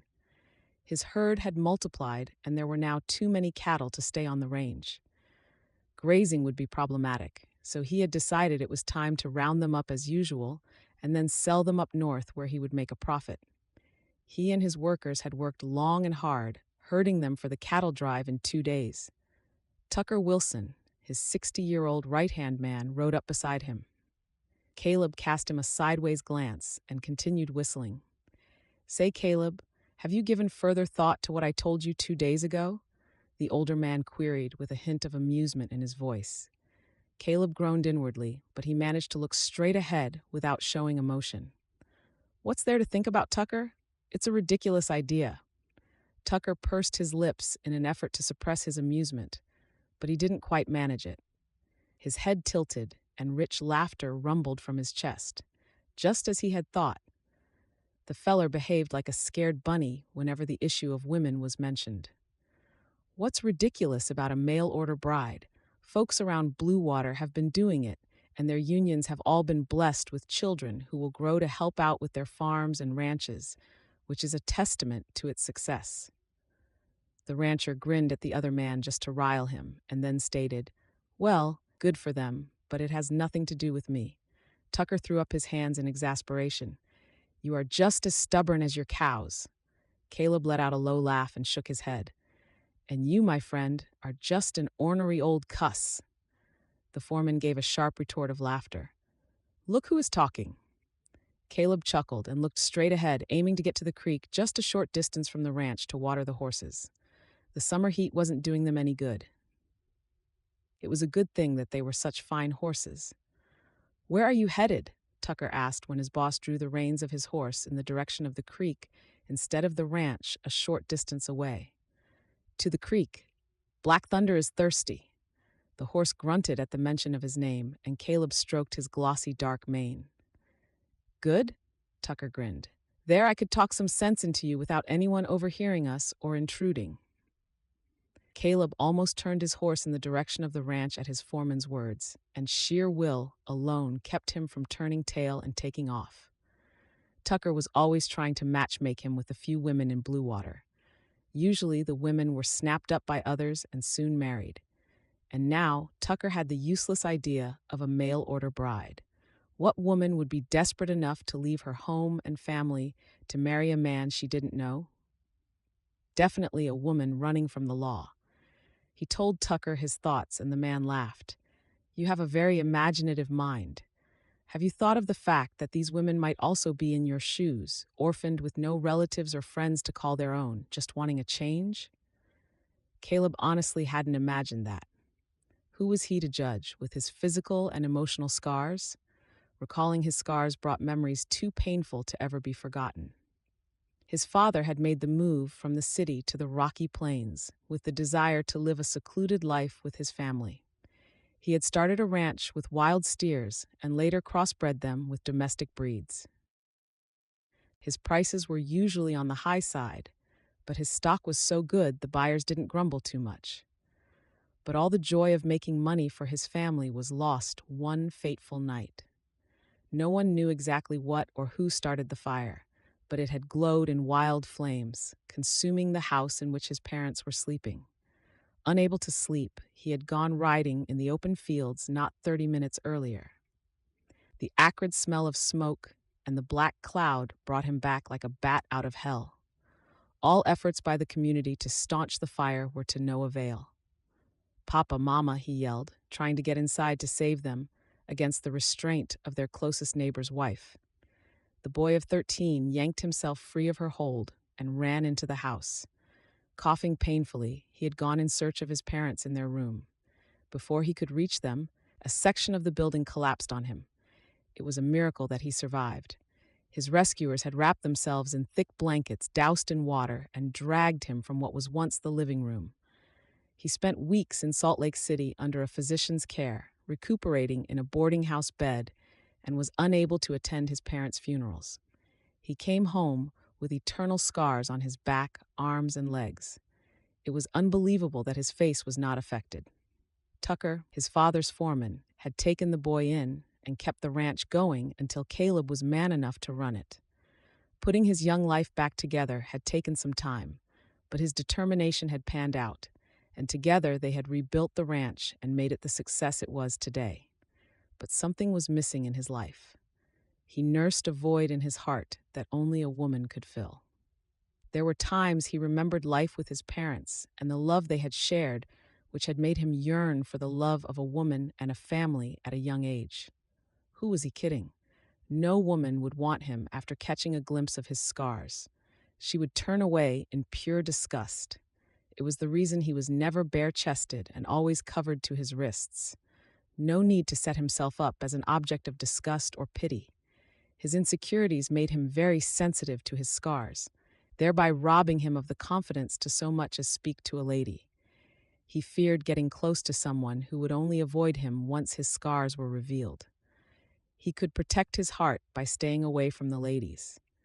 They reached the creek, and Caleb leaned forward in his saddle and rested his hands on the horn, guiding his horse to drink before sitting upright again. His eyes focused on the scenic beauty of the creek, and he thought how wonderful it would be to introduce a woman to this beauty. They could relax under the cottonwoods and snack on bread and cheese while they talked about their lives. But this wasn't the best time to bring a woman here. Spring would be best when the flowers were blooming and running riot along the creek beds. It made for a breathtaking sight.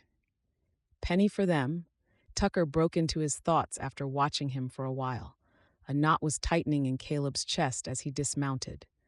Apprehension at possibly living his life alone got him wondering if Tucker's idea wasn't a viable solution. He wasn't one to give up, except where women were concerned, but he had to try. He had to keep trying until he found the right woman for him, who would accept him with his flaws. Maybe if 50 failed, one would yield results. He chuckled at the thought of putting out 50 attempts at advertising in the papers. Folks around these parts would think he was losing it, as only a few knew of his scars. "I asked you a question, boy." Tucker also got down from his horse and eyed him. Caleb headed for the shade of the trees to share his bread and cheese and cold beef with his pseudo-father, washed down afterward with water from their canteens. "I never knew you to be a coward." Tucker spoke into the silence, broken only by the sound of running water in the creek. Caleb knew Tucker was trying to goad him into a response, but he was a man of few words and didn't want his friend to know he was giving his suggestion due consideration. Tucker gritted his teeth in exasperation. He never knew what the boy was thinking behind his cold but very handsome facade. If Caleb ever dared to go into gambling, his poker face would win him a fortune. Caleb had no idea that local women wanted him for his money, but Tucker knew. The ranch was doing very well, and he was more than handsome, but he shied away from all female attention. Inviting a willing, unknown woman to start a family with him was his best bet. He knew the boy's scars bothered him, but Tucker believed that a woman who would be willing to travel such a distance would also be willing to accept his scars.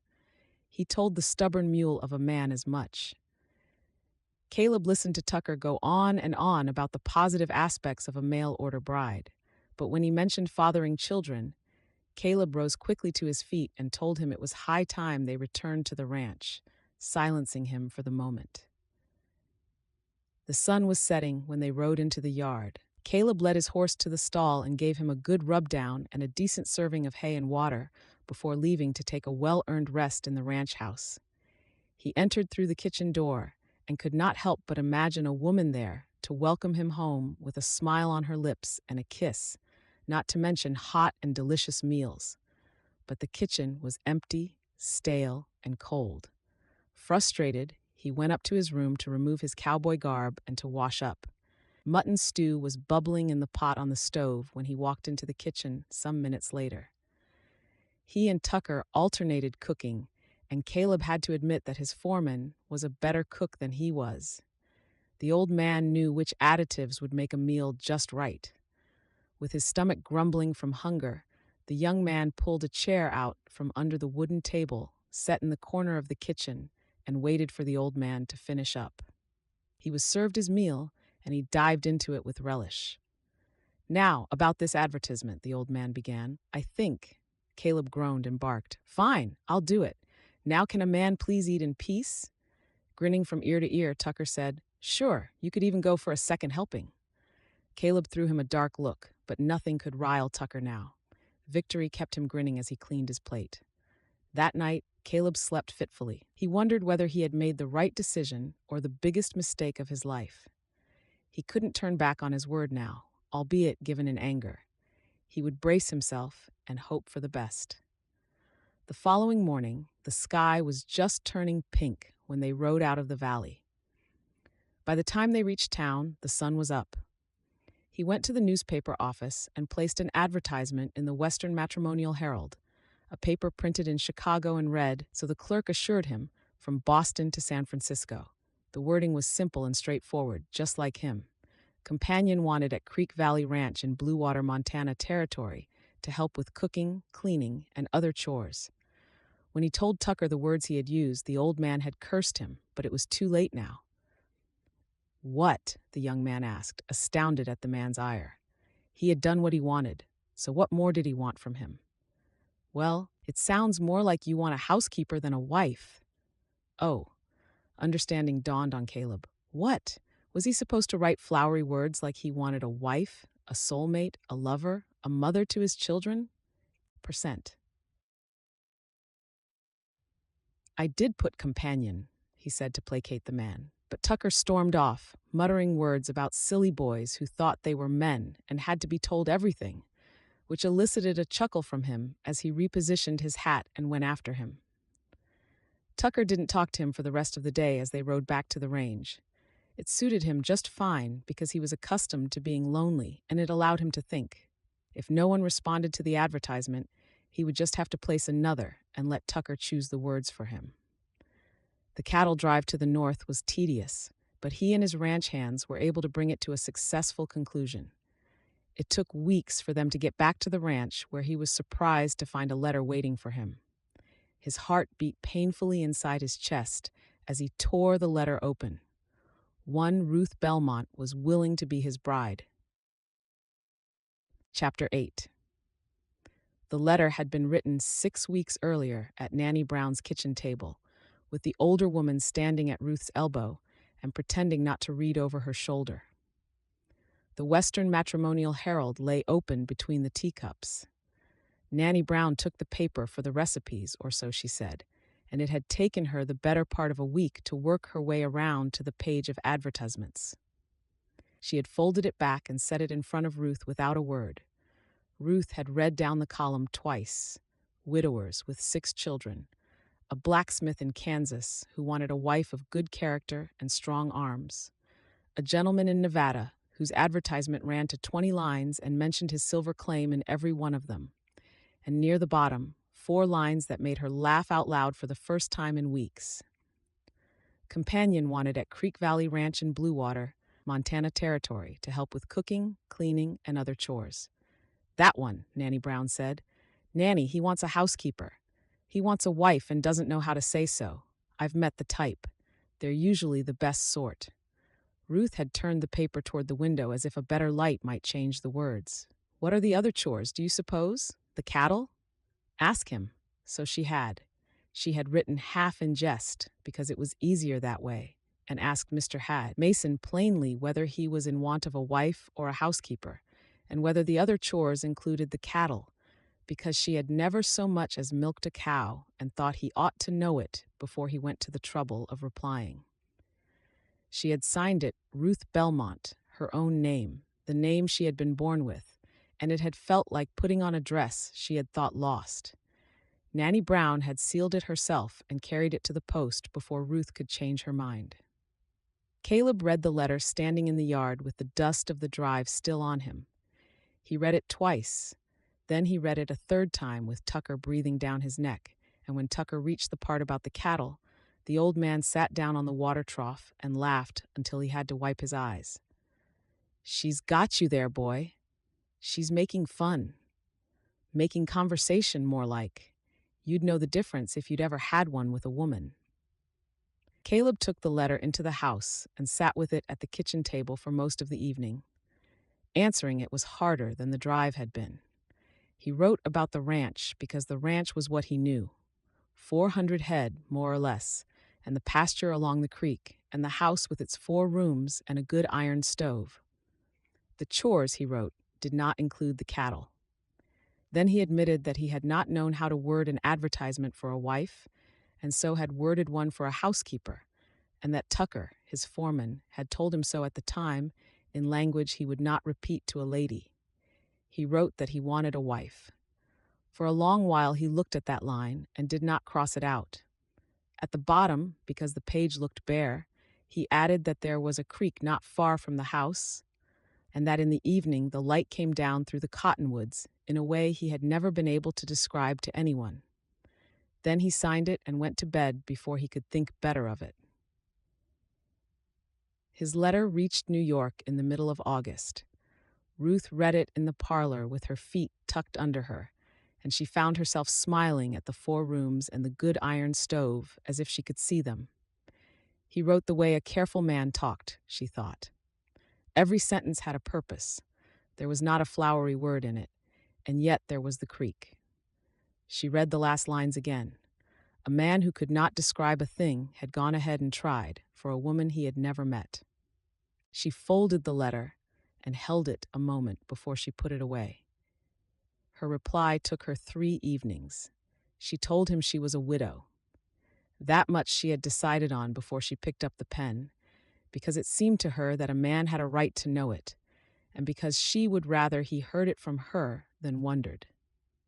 She wrote that her marriage had not been a happy one, and that she did not wish to say more about it than that, and she hoped he would forgive her. Then she began a second page. She got as far as the words, "I have a daughter," before her hands stopped. She sat looking at them. Where would she begin? With the cloudy eyes, or the carriage, or the empty nursery? How did a woman tell a stranger that her child had been taken from her, and that she did not know where she was, and that she was writing to Montana anyway? She could not do it. Not on paper. Not yet. Ruth rose and opened the door of the stove and put the page into the fire. She stood and watched it curl until it was gone. When she turned around, Nanny Brown was in the doorway with the lamp, and the older woman looked at the stove and at Ruth and said nothing at all. The letter went west with 1 page in it. Caleb's answer, when it came in November, did not ask a single question about her marriage. He wrote that he was sorry for her trouble. That was all he said of it, and Ruth was so grateful for the plainness of it that she had to put the letter down for a moment. Then he told her about himself in 3 lines. He had lost his folks when he was 13 years old, and Tucker had raised him after that, and he did not much like to speak of it. And then, as though he had paid a toll and could go on, he wrote a whole page about the creek in spring, the wildflowers along the banks, the way the water ran high and brown with the melt and then went clear again by June. A cow moose that came down to drink at the same hour every evening one April and never once looked at him. Ruth laughed, alone in her room, with the letter against her chest. 3 lines about himself and a page about a creek. She teased him for it in her reply, gently, and asked whether the moose had a name. She told him about the garden behind her father's house and Cook's biscuits, and the winter the East River had frozen hard enough to walk on. Of David she said nothing, nor of the nursery, nor of the little girl whose name she had not written down. But she told him more of herself than she had told anyone in a long while, and it did not feel like a lie. It felt like the beginning of something. That was the letter she reread at night by the lantern, and the one after it, and the one after that.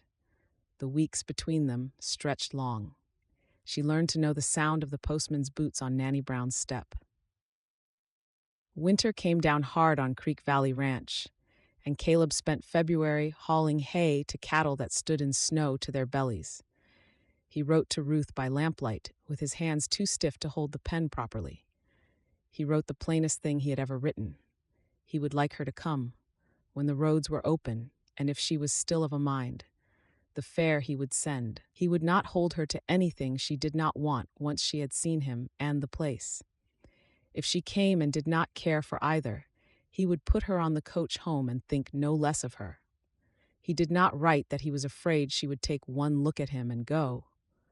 Nor did he write about the scars. There would be time for that, he told himself, when she was here and could see for herself what kind of man he was, before she had to see the rest. He sealed the letter and rode it to Bluewater through a foot of new snow.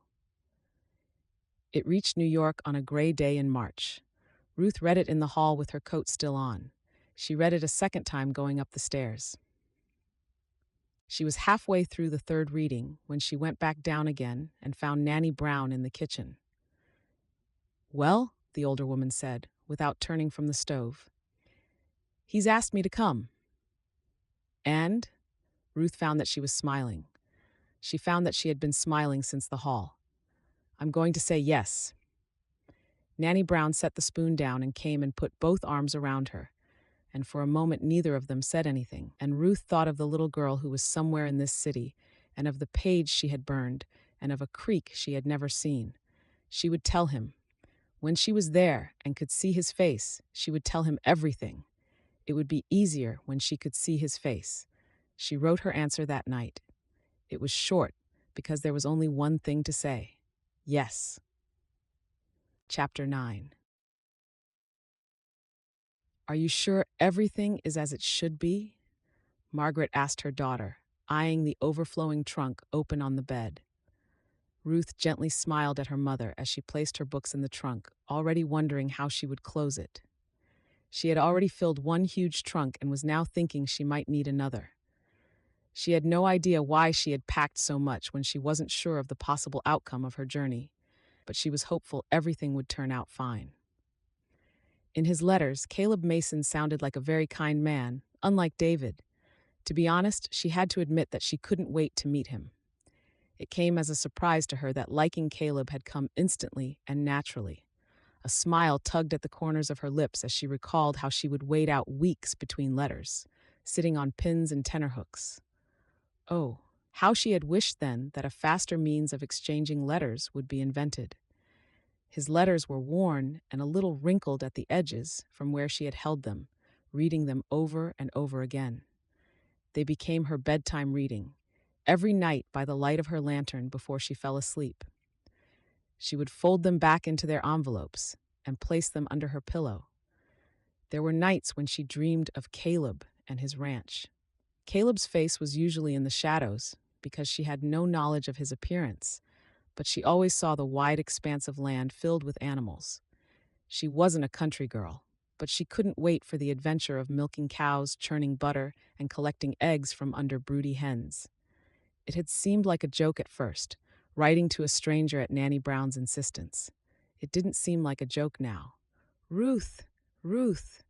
She heard her name sharply called and jerked out of her daydreaming. Her face turned a reddish-pink hue when her mother gave her a knowing look. "Daydreaming again, I see." "I'm sorry, Mama." She immediately apologized. "I dread the new adventure I'm about to embark on, but I can't help feeling excited. It's nothing compared to how I felt on my wedding day." Her mother nodded in understanding and gathered her into her arms, blinking back her tears. They were still ensconced in the embrace when a maid politely knocked on the door to inform them that Nanny Brown was waiting downstairs to see them. Ruth had moved in with Nanny Brown after the eviction from her late husband's house, much to her mother's displeasure. Margaret had felt insulted by the act, but she later came around and even called on them several times. She and Nanny Brown had become such good friends that they chatted for hours over cups of tea. Upon learning that her daughter would soon depart to parts unknown, Margaret had cajoled, threatened, and pleaded for her daughter to at least spend some time with her before leaving. Hard put to refuse, Ruth had agreed, but afterward regretted it because of the tension between her and her father at the dinner table. The man seemed older than when she last saw him, and she had spitefully wondered if guilt was eating him up or whether his business wasn't doing well again. She surmised it was a good thing she was leaving before his selfishness overtook him again. "Tell her we'll be down shortly," her mother instructed, "and tell Charlie to fetch these trunks and load them in the carriage." The maid left, and mother and daughter stared at each other. Ruth knew her mother was putting on a brave front. Ruth could see in her eyes how she wanted happiness for her, but that she would prefer she didn't leave. Margaret had balked at the idea of her going at first, but when Ruth had asked her what was left for her here, the distressed woman hadn't been able to come up with a convincing argument for her to stay. Prosody rate.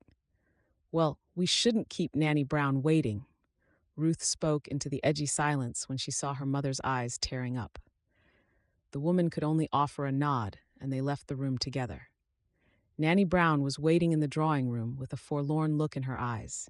Mother and daughter came in and they exchanged pleasantries. "I hope you're ready. You don't want to miss the train, do you?" The smile on her face didn't look genuine. Ruth shook her head. "I don't know if we should say our goodbyes now to avoid a teary scene at the station." Nanny Brown laughed. It sounded choked, for she too had come to love the gentle and loving girl like a daughter, especially during the months she lived with her in her small house. "Teary goodbyes are never enough," she said into the emotionally charged atmosphere. She shared a look of understanding with Ruth's mother and continued, "Even if we cry now, we'd still cry at the station because we're going to miss you dearly." Ruth sniffed back tears. "I'm going to miss you both so much." She hugged first her mother and then the woman who had instigated her starting a new life somewhere new. A servant arrived to inform them that the trunks had been loaded in the carriage and that another was waiting to take them to the train station. The three women left the house and climbed into the carriage, with Ruth craning her neck out the window in the hopes that her father's carriage would draw up in time for him to bid her farewell and success in her endeavors. He had left the house very early that morning, stating urgent business to attend to. She had hoped he would surface before she left, but he obviously didn't care about her. She sat back in the carriage and blinked back tears as it drew her away from the house she might never see again. Her mother, understanding her feelings, comforted her with a pat on her hand. They got to the train station just in time to load her trunks before she was to board the train along with all the other passengers. The time had come for their final goodbyes. They stood on the platform staring at each other with tears glistening in their eyes. Margaret stepped forward and clasped her daughter's face in her hands. Tears she had held back from the moment Ruth told her of her intention poured freely from her eyes. "My darling girl, while I'm still skeptical about this venture, I know you have to leave to make something of your life. I can only apologize for not doing enough to prevent your unhappiness years ago, but I know you'll be fine because you're strong and can withstand anything." Ruth couldn't put a stop to her own tears. "Oh, Mama, it wasn't your fault." She hugged her mother firmly as if she would never let go. Then she turned to the woman who had shown her nothing but kindness since their meeting. "Nanny Brown, I'm sure going to miss you. Thank you for everything." Nanny Brown smiled through her tears. "There's nothing to thank me for, dear girl. Do take care of yourself and don't have so much of a nice time out there that you'll forget to write us." Ruth smiled through her tears and hugged the woman. "I promise to write always." The train blew its whistle, signifying it was time for all the passengers to board. Ruth hugged her mother again before she climbed aboard the crowded train. "All aboard," the conductor shouted. Minutes later, the train blew its whistle again, and the chimes could be heard as it started its slow movement. Ruth, with tears still dripping from her eyes, which she tried to dab with her handkerchief, waved at the two women who were also teary-eyed as the train took her away to an adventure that would yet be determined as either a terrible mistake or a very wise decision. She sighed and sat back in her seat as she heard teary goodbyes between other passengers and their loved ones. She was enthusiastic about the exploit before her, but her heart remained broken at the loss of her daughter. She had tried with the help of Nanny Brown and her mother to find her, but her dead and deceitful husband had carefully hidden her whereabouts. But she would never give up hope. As surely as night turned into day, she knew she would find Maisie, and her beautiful daughter would never be far from her again. She wiped the tears from her eyes at the thought of the little girl she yearned to hold in her arms again. "I'm not giving up on you, darling," she whispered. "I'll be back, and when I find you, I'll never let you out of my sight again." Margaret and Nanny Brown were still standing on the platform, staring at the train, eating up the distance, when Ruth's father arrived to stand beside them. He hadn't wanted to attend the farewell because he was filled with too much guilt at what his daughter had endured, all because of him. He knew, too, that his actions were responsible for her leaving now. He had paced his office before the urge to see his little girl one last time before possibly never seeing her again had pushed him into rushing to the train station. Alas, his daughter was gone. Tears smarted in his eyes, so he turned away from the women as Nanny Brown excused herself and left. "I didn't get to say goodbye," he muttered in a broken voice. His wife sniffed beside him. "She'll be back." "Do you think so?" he questioned with great doubt. Margaret nodded. "Her search and yearning for Maisie will bring her back." "What if her new husband doesn't allow her to come back? We might never see our little girl again." His shoulders slumped as if the weight of the world was placed on them. The woman smiled with self-assurance. "From her descriptions of him, he's honorable. David, if he had lived to old age, wouldn't have been able to hold a torch to him, no matter how hard he tried." Chapter 10. The cars swayed and rattled and did not stop. By the second morning, Ruth had stopped noticing the noise. By the third, she had stopped noticing the cinders that found their way through every window and settled in the folds of her dress. What she noticed was the country. It changed outside the glass a little at a time, the way a face changes as it ages, so that she could never say when the green fields of Ohio had become the wide, flat, wind-combed prairie beyond Omaha, only that they had. She had never seen so much sky. The woman in the seat beside her was called Mrs. Ellery, and she was going to Helena to join a husband who had gone out 3 years earlier with a pick and a pan and had lately, against every expectation, struck something. She had a little girl of 4 called Ada, who was shy for the first hour and then not shy at all. Ada liked to sit on Ruth's lap and look out at the cattle. She liked to be told stories. When she fell asleep, which she did without warning and wherever she happened to be, she was heavy and warm and smelled of soap and train smoke, and Ruth would sit very still and look at the top of her head and try not to think. It was no use, she thought. Maisie would be 3 at the start of August. Maisie had never sat on a train. Somewhere in New York, a little girl with clouded eyes was waking each morning to a voice that was not her mother's, and her mother was on the cars going west to be married, and the man she was going to marry did not know that the little girl existed. Every day it grew heavier.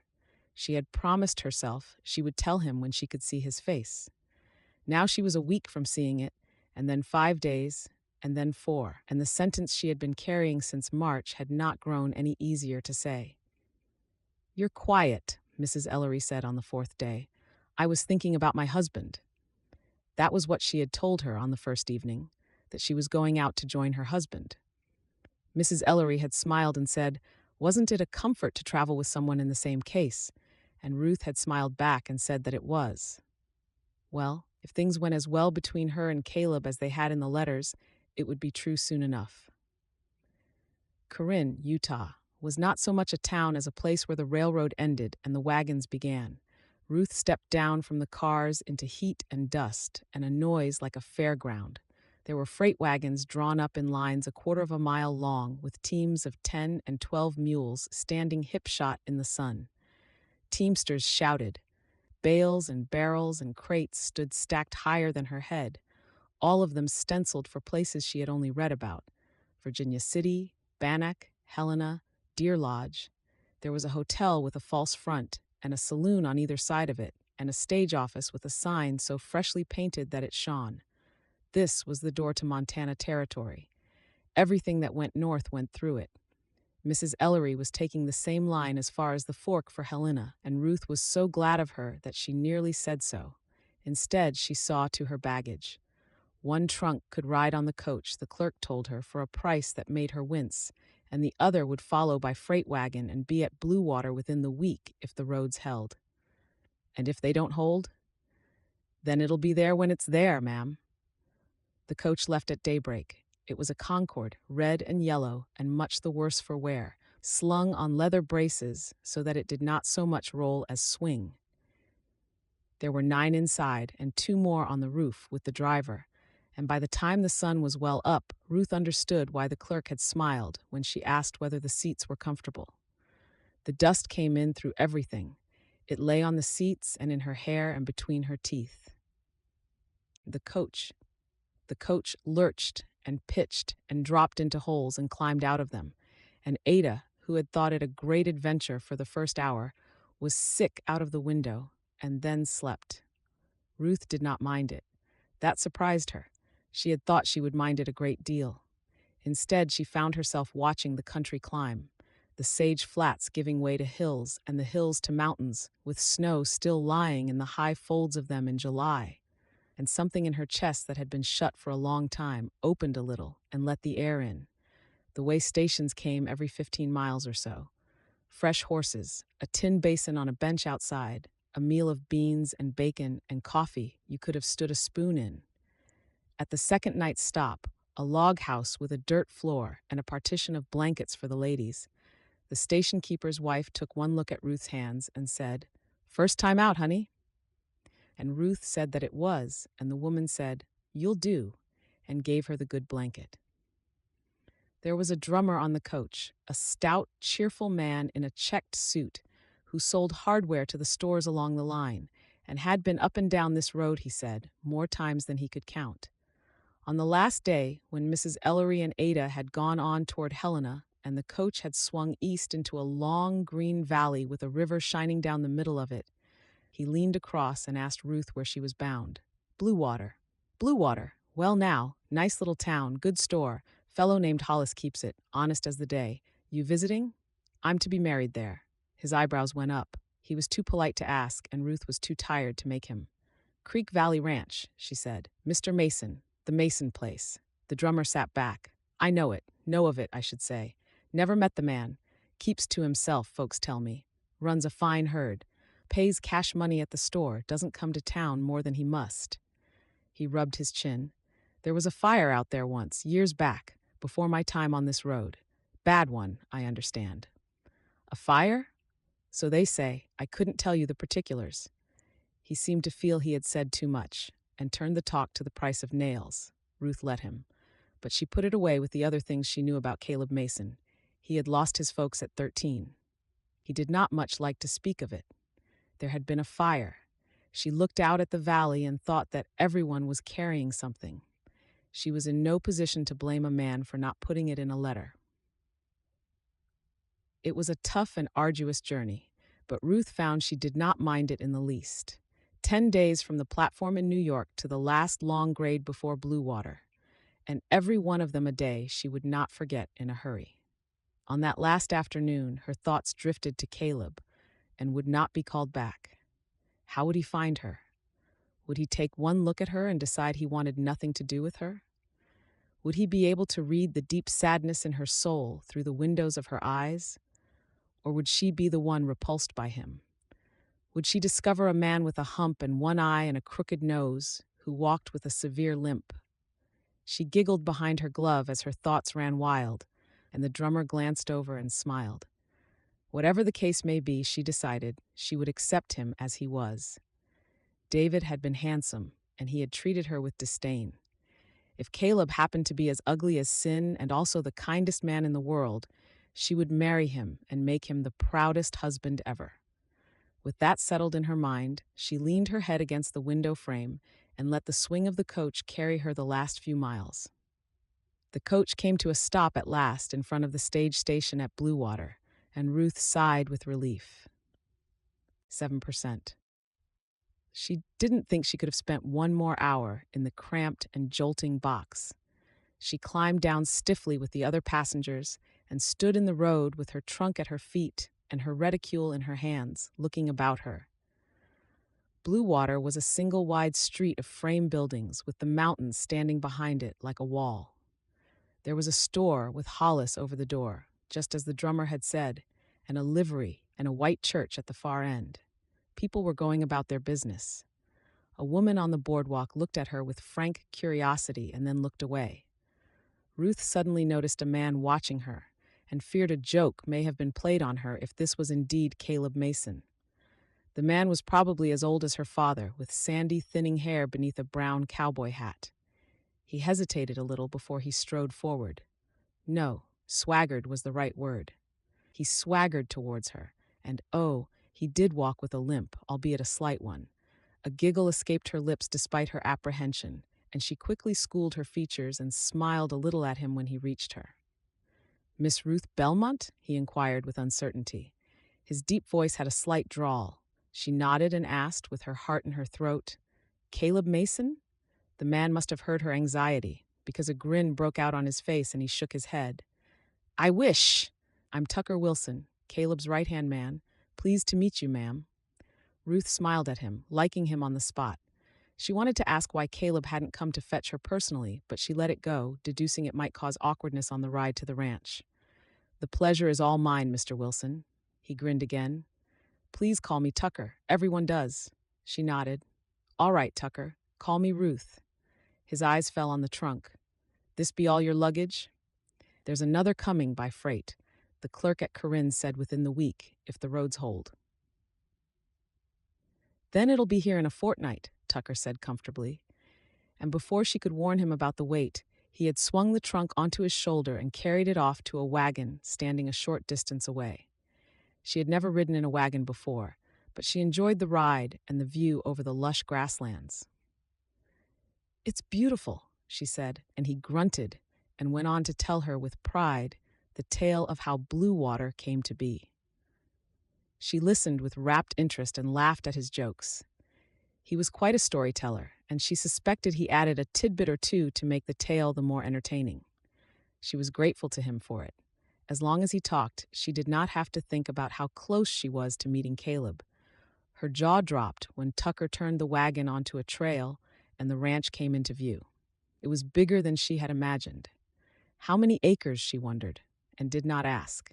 She did not want Tucker to think she had come for the property. Then she saw the creek, a short distance from the house, with the cottonwoods standing along it just as he had written, and something in her went quiet. He had tried to describe it to her, and he had been right. It could not be described. Chapter 11. The wagon at last pulled up in front of the ranch house, and a man appeared from the barn and made his way toward them. Ruth's heart skipped a beat. "Is that—" "Yes, that's Caleb Mason," Tucker announced, visibly enjoying both her reaction and Caleb's. His boss's steps had faltered at the sight of his stunning bride-to-be. Ruth tried to stop staring at the approaching man, but she couldn't. The tall, dark, and handsome man coming her way was nothing at all as she had expected. He was about 6'4", with a physique that showed him to be a man of great strength. God must have spent some extra time carving his face, for it was set in perfection from his forehead to his dark, intense eyes, broad and slightly pointed nose, and lips that got her blushing. He removed his hat as he approached, and Ruth's eyes fell on the jet-black hair that his strong fingers ran through, pushing the slight waves in every direction on his head. He was the most handsome man she had ever seen. "Hello, Ruth," the man said when he reached them. He stretched a tanned hand out to help her off the wagon. She placed her hand in his and allowed him to help her down. They stood staring at each other, not knowing what to say. Tucker cleared his throat and stepped away from the wagon. Ruth dragged her gaze from his dark as midnight eyes and studied her reticule, missing the sharp head jerk Tucker gave his boss. You're not too tired from the journey, I hope. Not at all. She gave him a gentle smile and returned her gaze to her reticule. Welcome to my home. Thank you. They stood in silent discomfiture, each engaged in their own thoughts. Infuriated at his boss, who refused to catch his look, Tucker cleared his throat again and said, "Perhaps you might like to go inside out of the heat for a cool glass of water." Caleb reddened instantly. He pointed at the house. "This way, please." Ruth noticed how shy the man seemed, and it made her hide a smile. She had never met a shy man before in her life. This was new to her. The ranch house was lovely. It was a little bare and simply decorated, but she loved it because it felt homely. If this was where she was to stay, she absolutely loved it. Caleb led her to the kitchen and offered her a glass of cool water. She smiled her thanks to him. Her eyes moved around the kitchen. It was going to need a woman's touch, and she couldn't wait to get started. With his hand rubbing the back of his neck, he gave her a nervous smile. "I was wondering if we could take a walk to the creek. It's not far from here. That's if you're not too tired after the stage." "I'd love to, and no, I'm not too tired. I would love to stretch my legs because the journey was quite cramped." And she quieted when she realized that she was blabbering. What was it about him that was getting her all flustered? They walked out the back door and took a stroll to the creek. Caleb pointed out sights of interest and enlightened her with a brief history of the ranch. She saw cattle grazing in the field as she had imagined. But Caleb's seeming gentility and kindness were beyond all expectations, and she couldn't wait to get to know him better. Steady, Caleb told himself inwardly. Ever since laying eyes on Ruth, who was a vision from heaven in a dress that matched her gorgeous sky-blue eyes, he hadn't been himself. Her beautiful dark tresses were swept away from her face into a severe knot at the back of her head, showing vividly a heart-shaped face with a pointed nose and rose-tinted lips that took his breath away. He hadn't expected her to look like this. She was the most beautiful woman he had ever seen, and he couldn't control his reaction to her. While he enjoyed the fact that he could spend hours just looking at her, it got him a little scared that she might not accept him with all his flaws. She didn't seem to be vain, and he wanted to get to know her better, but he was somewhat skeptical. Why would such a beautiful woman want to marry a total stranger? What was she hiding? In her letters, she had told him she was a widow, and little else about why she had answered him, apart from wanting a change of scenery and the adventure of it all. His eyes flickered to her walking gracefully beside him, and he didn't know what to say or do. He wasn't at all experienced with ladies. He had it planned that she would live in the ranch house until they were wed in 5 weeks. In the meantime, they would get to know each other, and he would summon the courage to tell her about his scars, if he ever did. Shaking such unhappy thoughts from his mind, he turned to her and said cheerfully, "Please tell me about New York."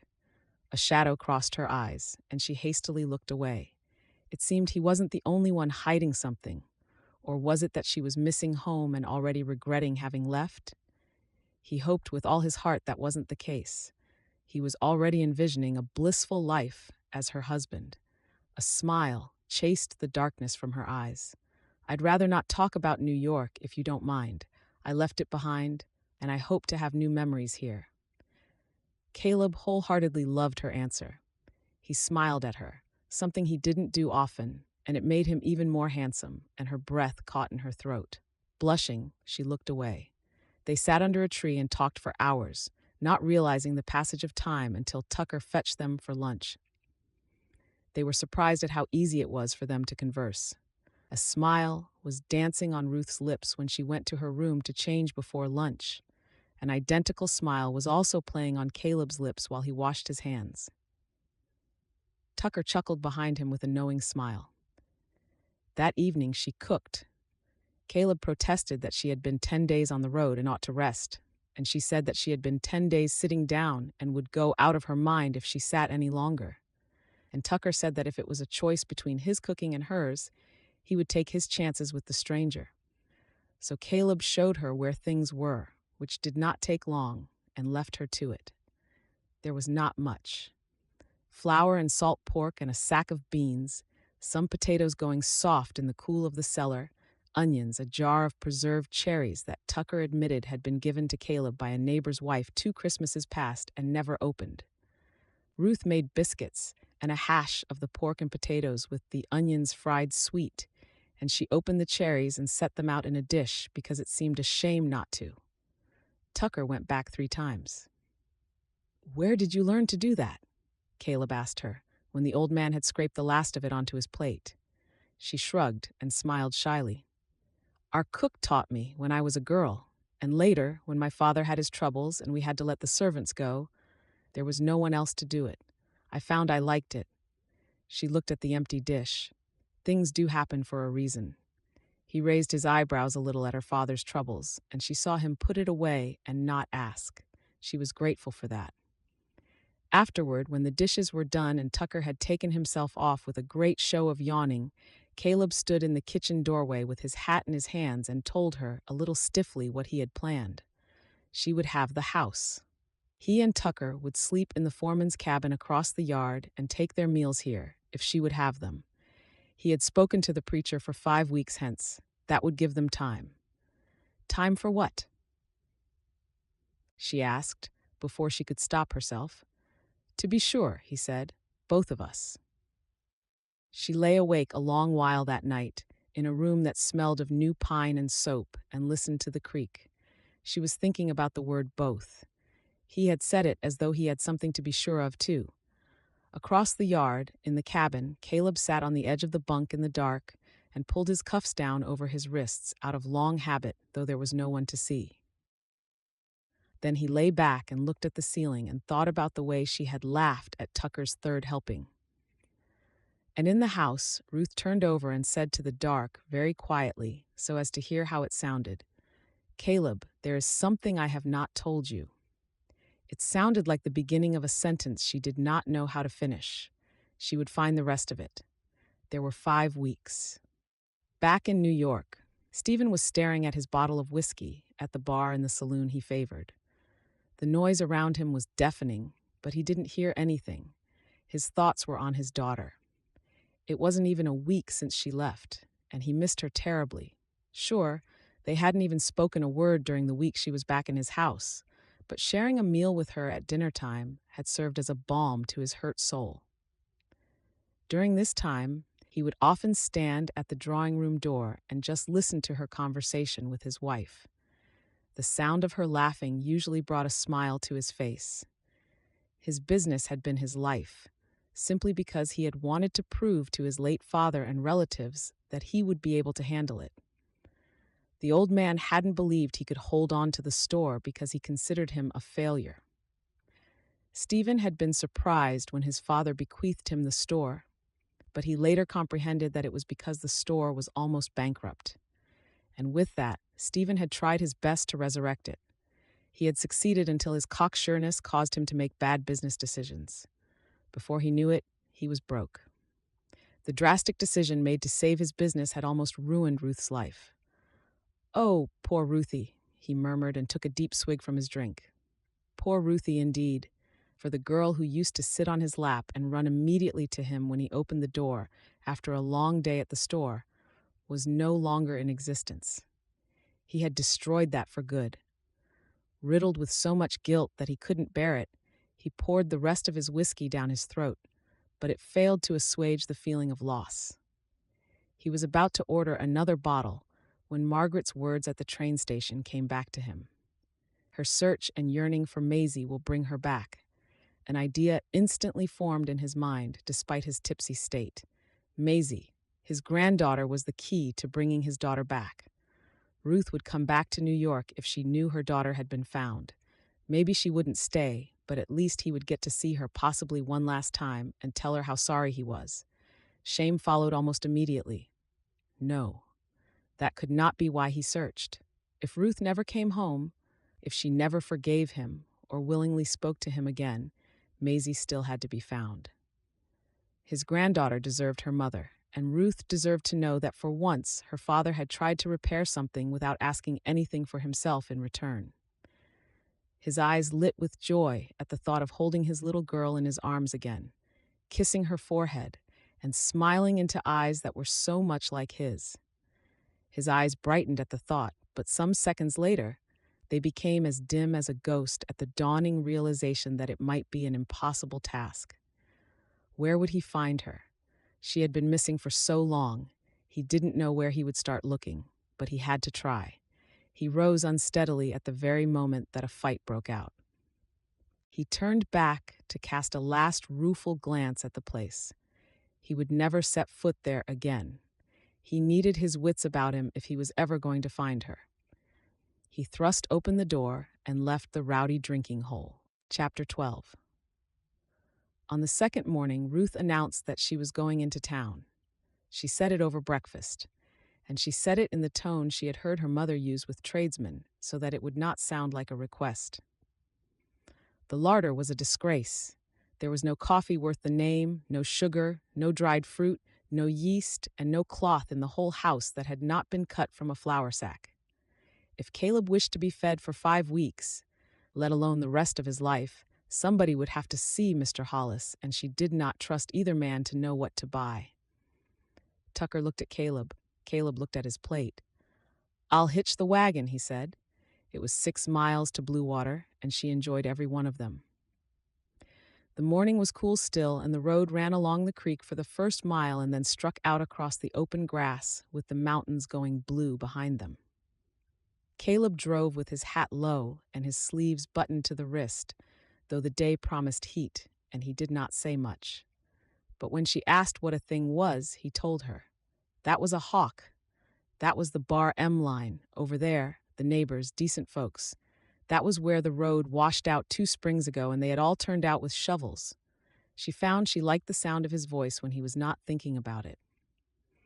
Once, where the road dipped to cross a dry wash, he put out his arm across her without looking, the way a man does with a child in a wagon, and held it there until the wheels were up the other side. Then he took it back and seemed not to know he had done it. Ruth looked straight ahead and felt the place on her sleeve where his arm had been for a good half-mile.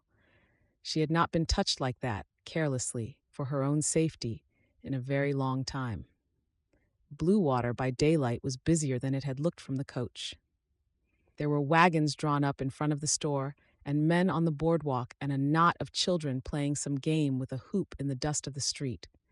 Heads turned when Caleb handed her down. She felt it, the way one feels a change in the weather. Then he offered her his arm to cross the boardwalk, and she took it, and they went in. The store was dim and cool and smelled of coffee and leather and kerosene. It was bigger than her father's and better stocked, and it had a woman behind the counter, which her father's never had. "Mrs. Hollis," Caleb said, and touched his hat. "This is Miss Belmont." The woman came around the counter with both hands out. She was 50 or so, brisk and pink and plainly delighted. "The lady from New York. Land's sakes, we heard you'd come in on the coach. Welcome, my dear, welcome. You'll want everything, I expect. That house hasn't seen a woman's hands since I don't know when." "I expect I do," Ruth said, and laughed, and liked her at once. Caleb went off to see Mr. Hollis about salt and nails, and Ruth and Mrs. Hollis fell to it. Coffee, sugar, dried apples, yeast cakes, a side of bacon, cornmeal, molasses, calico for curtains because the kitchen window had a sack over it, thread, needles, a proper broom. Mrs. Hollis wrote it all down and talked the whole while, and Ruth let her because it was pleasant to be talked to and because she was learning things. 2 women had come in behind them and were looking at bolts of cloth near the door. They looked at Ruth, too, when they thought she would not notice. When Caleb passed them on his way to the back, they went quiet and stayed quiet until he was out of hearing. Mrs. Hollis noticed her noticing. She leaned across the counter and lowered her voice, not unkindly. "Don't mind them. Folks are curious, that's all. The Mason boy has kept to himself so long that half this town thinks he's proud, and the other half thinks he's shy, and nobody's ever got close enough to settle it." She shook her head. "He was 13 when that fire took his folks. Built the new house right on the ashes of the old one, him and Tucker. Comes to town when he must and not an hour longer. Pays cash and says thank you and goes. Some of the girls set their caps at him a few years back, and he never so much as looked. Not that I blame them for trying. He's a fine-looking man." "He is," Ruth said, "and a good one, I've always thought. But you can't get a word out of him about himself." Ruth thought of 3 lines and a page about a creek. "No," she said, "but you can get a good many words about a creek." Mrs. Hollis laughed so hard that the women by the door looked around. "You'll do," she said, wiping her eyes, which was the second time in a week that a woman out here had told Ruth so, and Ruth was beginning to think she might. "Now, you'll want to meet Mrs. Pratt, that's the doctor's wife, and the Reverend's lady. And there's a sewing circle, Thursdays, if you can bear it. Some can't. I'd not blame you." She leaned closer. "And if either of those 2 by the door says a word to you about the Mason place, you send them to me," Ruth said quite clearly, so that it would carry to the door, that she was sure no one would have anything to say about Mr. Mason that she would not be glad to hear. The women by the door became very interested in a bolt of blue calico. Caleb came back then with Mr. Hollis behind him, a lean, quiet man who shook her hand and said he was glad. The order was tallied and carried out, and it was as she was following the last of it toward the door that Ruth saw the shelf. It was a small shelf at the end of the counter, half hidden by a display of lamp chimneys, paper in a block, pencils, a tin box of watercolors, the kind that came from the East with the little cakes of color in a row, and 3 brushes lying beside it in a paper sleeve. She stopped, only for a moment. She did not touch anything. Then she looked away and went out into the sunlight, and if Mrs. Hollis had spoken to her just then, she could not have said what about. Caleb had seen her stop. He was standing at the wagon with the tailboard down, and he had looked up at exactly the wrong moment, and he saw her face turn toward that shelf and stay there, and then turn away as though from a hot stove. He knew what was on the shelf. Every man in the valley had bought a pencil there. He noticed only that she did not ask about it. She had asked about hawks and washouts and the Bar M, and had wanted to know everything, and here was a thing she wanted. He would have staked the ranch on it, and she did not so much as ask its price. He said nothing. He handed her up and took the reins. But he sat a moment before he clucked to the team, turning the small thing over and over in his mind, the way he might turn a stone found in the creek bed, wondering what it was. They were a mile out of town before he spoke. "Mrs. Hollis keeps paints back of the counter. I saw you look." Ruth kept her eyes on the road. "Did you? You paint?" "I did once, when I was a girl." She heard her own voice, light and easy, and could not think where it had come from. "A girlish thing. I gave it up long ago." He was quiet a moment. Then he nodded and let it lie and pointed out a pronghorn on the ridge as if it were the only thing on his mind. Ruth was ashamed of the lie before it was cold. Why had she told it? He had asked kindly. There had been nothing in his voice but interest, and she had heard herself say a girlish thing in a tone she recognized, and it had taken her a mile to place it. It was the tone she had used with David, the one that meant, "There is nothing here worth your anger, nothing worth breaking. Only there was nothing to break here." She knew that. She had known it since the creek. And yet she had said it, and now it was said, and it sat in the wagon between them all the way home like a third passenger. She added it to the other things she had not told him: the little girl, the paints, 2 lies or 1 lie and 1 silence, and she had been on the ranch 2 days. The mountains had gone violet by the time the ranch came in sight. The creek was a line of light. Somewhere a cow was calling for a calf. Over and over, patient and unhurried, and the sound came across the grass and made her throat close for no reason she could have named. When they pulled into the yard, she went straight into the house and put away the coffee and the sugar and the dried apples, and hung the calico over the kitchen window, and did not once look across at the cabin. She would tell him about the little girl, and about the paints too, if it came to that. She would tell him when she was sure. There were still 5 weeks. 5 weeks and a day if she was counting. She was counting. Chapter 13. The mare was a bay called Nell, 12 years old and wise, and Caleb had chosen her for Ruth before Ruth ever stepped off the coach. He had thought about it more than he would have admitted. Nell did not spook. Nell did not hurry. Nell had carried Tucker home with a broken wrist one winter and had stood like a stone while they got him down. If a woman from New York was going to learn to sit a horse, Caleb wanted her to learn on Nell. Ruth had looked at the mare on the third morning and said, "She has kind eyes," and put out her hand, and Nell had blown on it, and that was that. The lessons began the next day. He had not known that he was a teacher, any more than he had known he was a talker. But she made both easy. She listened. She did what he said the first time he said it and asked why afterward, which was the right way around. When she got it wrong, she laughed at herself. When she got it right, she did not look at him for praise, but at the mare, as if the credit belonged there. By the fourth day, she could walk Nell around the corral without holding the horn. By the sixth, she could trot, after a fashion, and she came back from the first circuit with her hat gone and her hair coming down and a look on her face that he thought about all through the afternoon while he was supposed to be minding fence. "Well," Tucker said at supper, "is she a horsewoman? She will be. High praise from you." Ruth blushed and passed the potatoes and said she had nearly fallen off twice. "Nearly doesn't count," Tucker said. "Ask me how I know." There was a way she had of sitting a horse that he could not have taught her and had not tried to. She sat straight.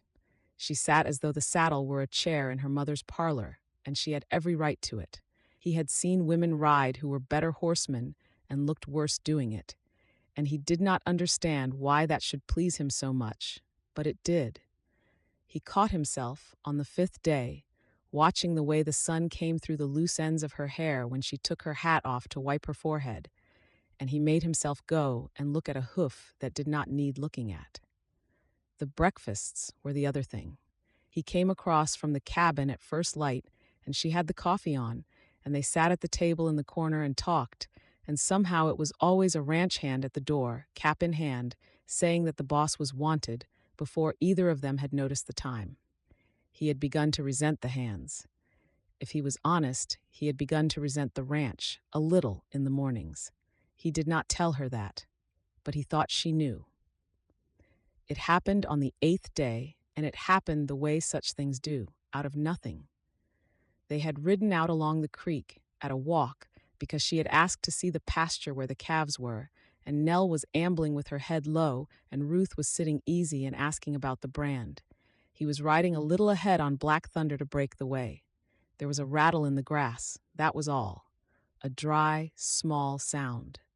Nell threw up her head and went sideways, and Ruth, who had not yet learned to go sideways with a horse, did not.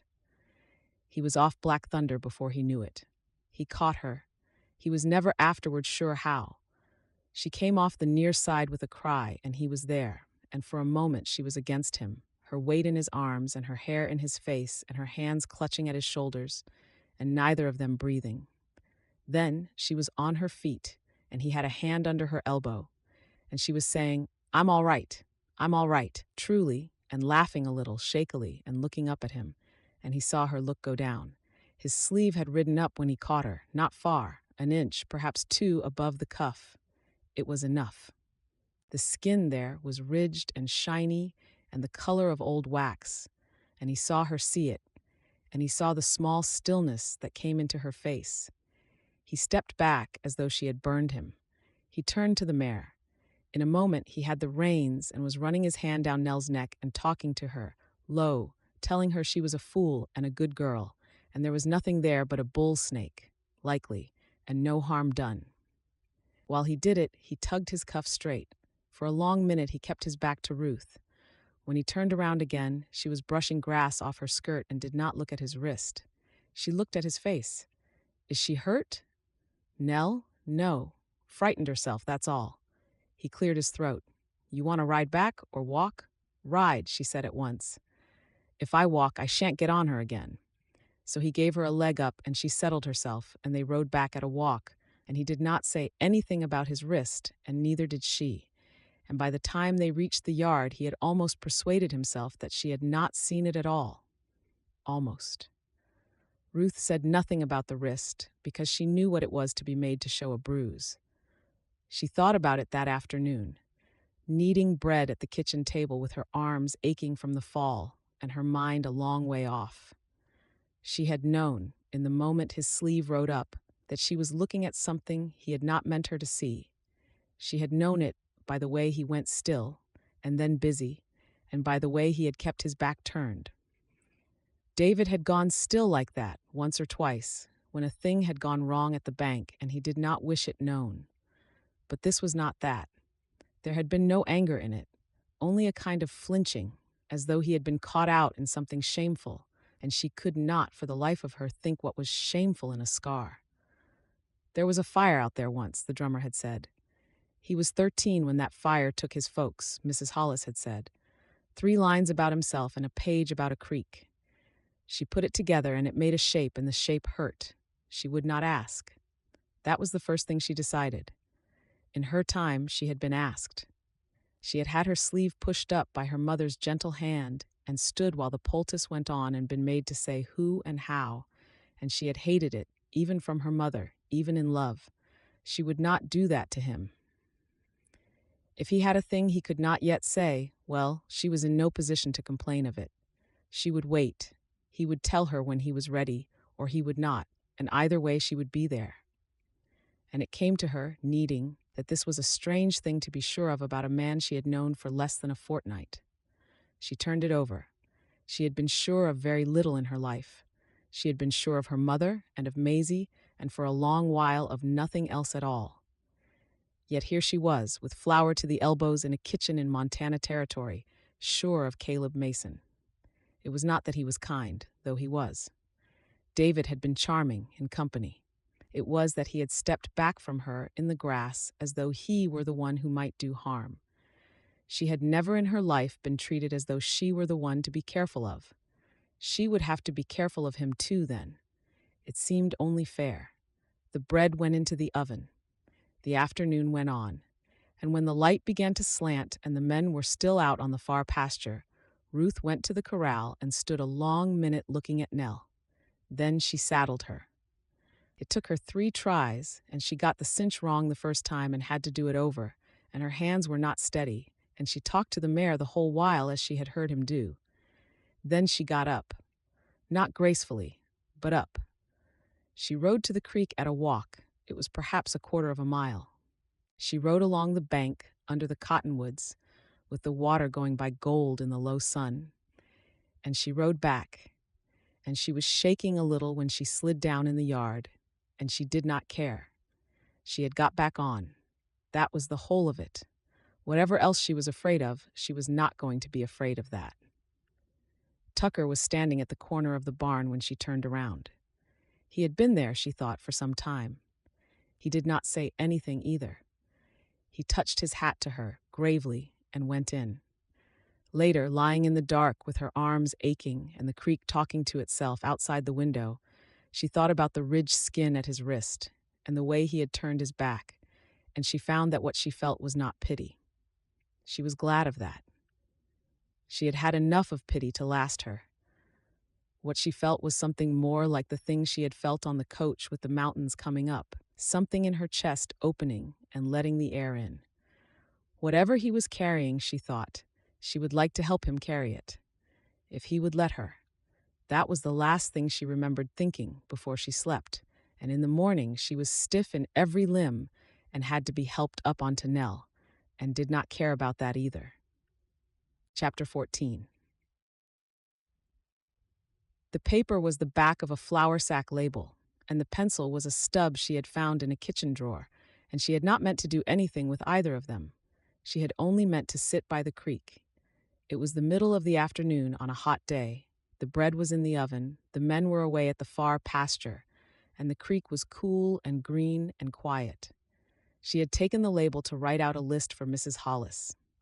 She had got as far as coffee, and then the light had come down through the cottonwoods in the way he had written about, and her hand had turned the paper over, and she had begun to draw. It came back the way walking comes back after a long illness, badly at first, and then not badly at all. The line of the far bank, the lean of the big cottonwood over the water, the place where the current broke white around a stone. She forgot the list. She forgot the bread. She was 17 and in her father's garden, and the world had narrowed to a pencil and a page, and it was the best feeling she knew. Until he was nearly on her, she did not hear him. A boot in the grass, the creak of leather. Ruth's hands moved before she did. The paper went under the fold of her skirt, and her palms went flat on top of it, and her eyes went down, and she sat there on the bank like a child caught at the jam, and every part of her waited. Ruth? It was Caleb's voice, and it was puzzled, and it was kind. She knew that. She knew there was nothing to be afraid of. Her hands did not know it. They stayed where they were. What is it? What's wrong? Nothing. He crouched down a little way off. He did not come closer. She could feel him looking at her, and she could feel him not understanding, and she wanted to lift her head and could not. Then he saw the pencil. It had rolled a little way from her hand and lay in the grass, a stub of a thing with the wood chewed at one end. He was quiet for a moment. "May I see it?" he asked. That was all. He did not ask what she was hiding or why. He did not tell her she was being foolish. He asked, as a man asks to see a thing he expects to like. And after a moment, her hands came away from her skirt of their own accord, and she held out the label without looking at him. For a long time, he looked at it. He turned it toward the light. Then he glanced up at the creek, and back at the paper, and back at the creek again, comparing. "You've got the willows wrong," he said at last. "They don't lean that way. But the cottonwoods are right. That big one, that's just how she stands." Ruth stared at him. He handed the paper back. He picked up the pencil out of the grass and handed her that too. Then he stood and put his hands in his pockets and looked at the water. "I came to say the bread's done," he said. "I could smell it from the yard. I took it out. It looks all right." And that was the whole of it. He did not make a speech. He did not tell her that he was not David, or that no one would ever break her brushes again, or any of the things she would have wept to hear and would not have believed. He told her the willows were wrong and the bread was out. And then he walked back up to the house and left her sitting on the bank with the label in her lap and her heart going like a bird's. She understood later that he had understood, that he had seen her hands go flat and her eyes go down and had known without being told that someone had once made her afraid of a piece of paper. She understood that he had chosen on the spot not to say so. It was the kindest thing anyone had ever done for her, and it was about a drawing of a creek. 2 days later, he rode to Bluewater alone. He said it was for wire. Tucker looked at him and said nothing, which was so unlike Tucker that Ruth noticed. He was gone the whole day. She found it in the evening. The north room had been a storeroom, full of harness and sacks and a broken chair. It was not a storeroom now. The harness was gone. The sacks were gone. The floor had been swept and the window washed, and the good chair from the parlor, the one with arms, set beside it where the light came in. On the table under the window was a tin box of watercolors, and 3 brushes in a paper sleeve, and a block of paper. And beside the chair stood an easel, not a bought one. Someone had made it out of pine, with a peg to hold the board and a brace behind, and the joints were still pale where the saw had been, and when she put a hand on it, it did not wobble. She would learn later that he had been at it in the barn every evening since the day at the creek, after she had gone to bed, and that Tucker had swept up the shavings each morning without a word. There was no note. Ruth stood in the doorway a long time. She did not go in. She looked at the chair and the light and the little tin box with the cakes of color in a row, and she found that she was holding on to the doorframe with both hands. When she came back through the kitchen, Caleb was at the table with his coffee and did not look up. She did not say anything. She could not have. She put a hand on his shoulder as she went past, once, lightly, and felt him go still under it, and went on to see about the supper. Neither of them mentioned the north room that night, or the next day, or the day after. But on the 3rd morning there was a small square of paper drying on the kitchen windowsill with a cottonwood on it, and the willows leaned the right way, and Tucker picked it up and looked at it and said, "Well, I'll be," and put it down very carefully. The heat broke on a Thursday. It had been building for a week. The air had gone thick and yellow, and the cattle stood in the creek up to their knees and would not come out. Then, an hour before supper, the sky over the ridge went the color of a bruise, and the wind came down the valley all at once and slammed every door in the house, and Tucker put his head in at the kitchen and said, "Missy, get the shutters," and was gone. It was the worst storm she had ever seen. Hail first, hard as gravel, drumming on the roof so loud that she could not hear herself. Then rain in sheets. Then the lightning, walking along the ridge in great white strides with the thunder on its heels, and the cattle bawling out in the dark and the men shouting, and Ruth standing in the kitchen with a lamp in her hand and no idea in the world what to do with herself. So she went out. The yard was a river. She got to the barn with her skirts soaked to the knee and found the two of them at the far end in the lantern light with a heifer down in the straw. The heifer was on her side and straining and making a sound Ruth had never heard a cow make. And Tucker was at her head, and Caleb was at the other end with his sleeves rolled and his arm bloody to the elbow, and his face, when he looked up and saw her, was white. "She's been laboring since noon," he said, as if that explained everything. "Calf's turned wrong. Ruth, go back to the house." "No." He stared at her. "Tell me what to do," she said. For a moment nobody said anything. Then Tucker said, "Hold the light, girl. Hold it there, higher." And she held it, and after that there was no more talk of going back to the house. She held the light. When Tucker needed both hands, she held the rope. And when the heifer thrashed, she went to the animal's head and knelt in the straw and got both hands on the wet, heaving neck and talked. She did not know what she said. She said the things she had said to herself, once, on a night with thunder over the city and no one in the room who cared whether she lived or died. "Hush now, it's nearly done." "You're doing well. You are. You're doing so well. Nearly there." She said them over and over with her forehead nearly against the heifer's, and the great eye rolled toward her, and the straining went on, and behind her the men swore softly and worked. Then Caleb said, "Now," in a voice she did not know, and there was a long, terrible pull, and a sound like a boot coming out of mud. And then a small, wet, indignant bawl. The calf was alive. It was a heifer calf, red and white and furious, and Caleb had it by the hind legs and was clearing its mouth with his fingers. And Tucker was laughing, a cracked, exhausted sound. And Ruth found that she was crying and did not know when she had started. They stayed until the mother was on her feet and the calf had found what it was looking for. By then the storm had gone over. It was gray in the door of the barn and very quiet, and the yard smelled of rain and torn leaves, and the whole world was dripping. Caleb came and stood beside her in the doorway. His shirt was ruined. He had not thought to roll his sleeves down, and he did not seem to know it. Ruth looked once at his forearms in the gray light, at the old ridged skin there, and then at his face, and said nothing about either. He was looking at her as though he had never seen her before. "You said you weren't a country girl," he said. "I'm not." "No," he agreed slowly.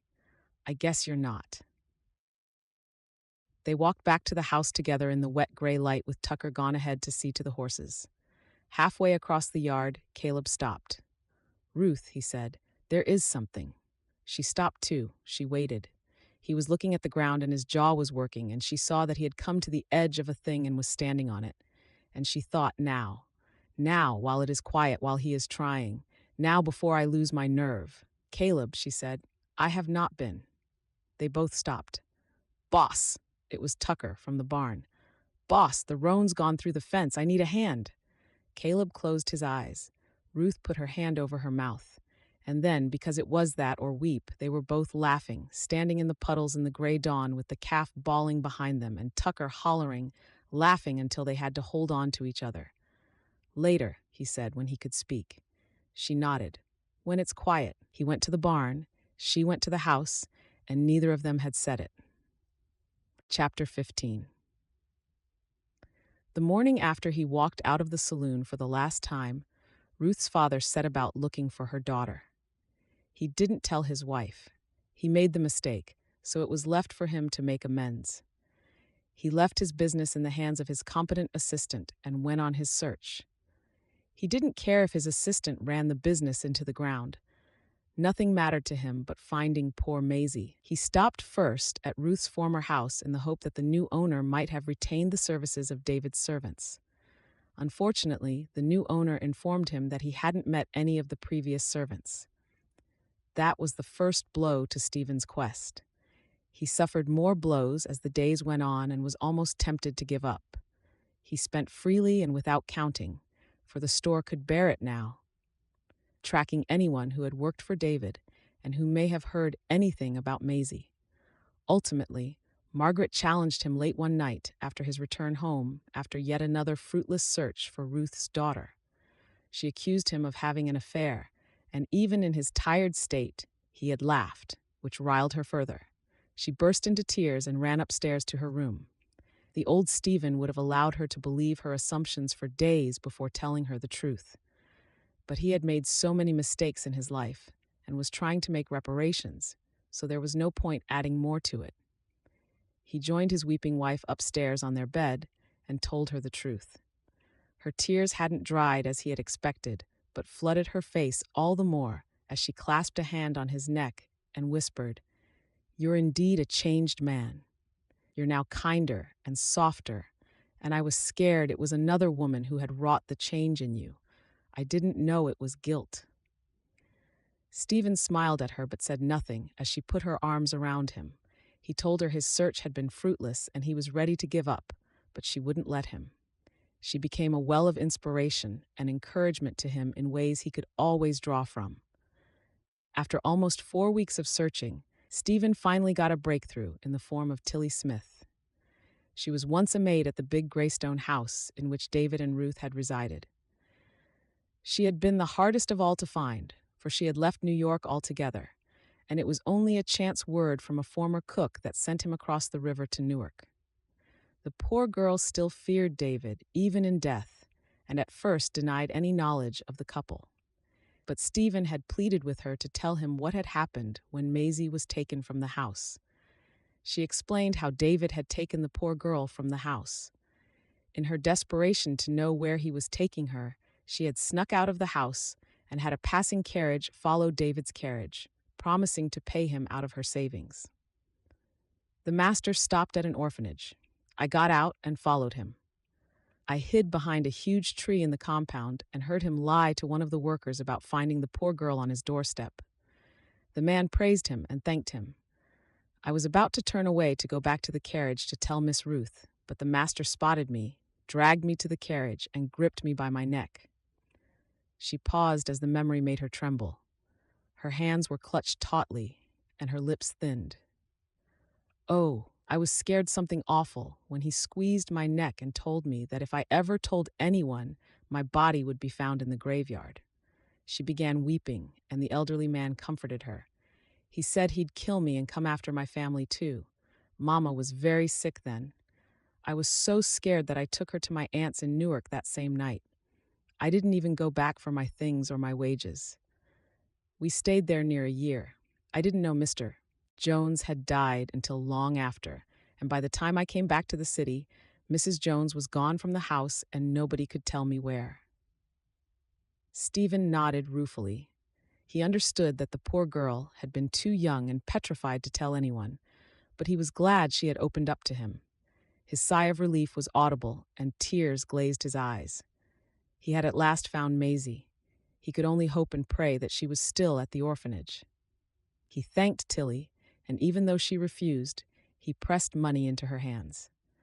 Without wasting time, he went to the Halloran Street Orphan Asylum and arranged to meet the house mistress, who unfortunately wasn't in residence. She had left to visit her sick father and wouldn't be back until the following day.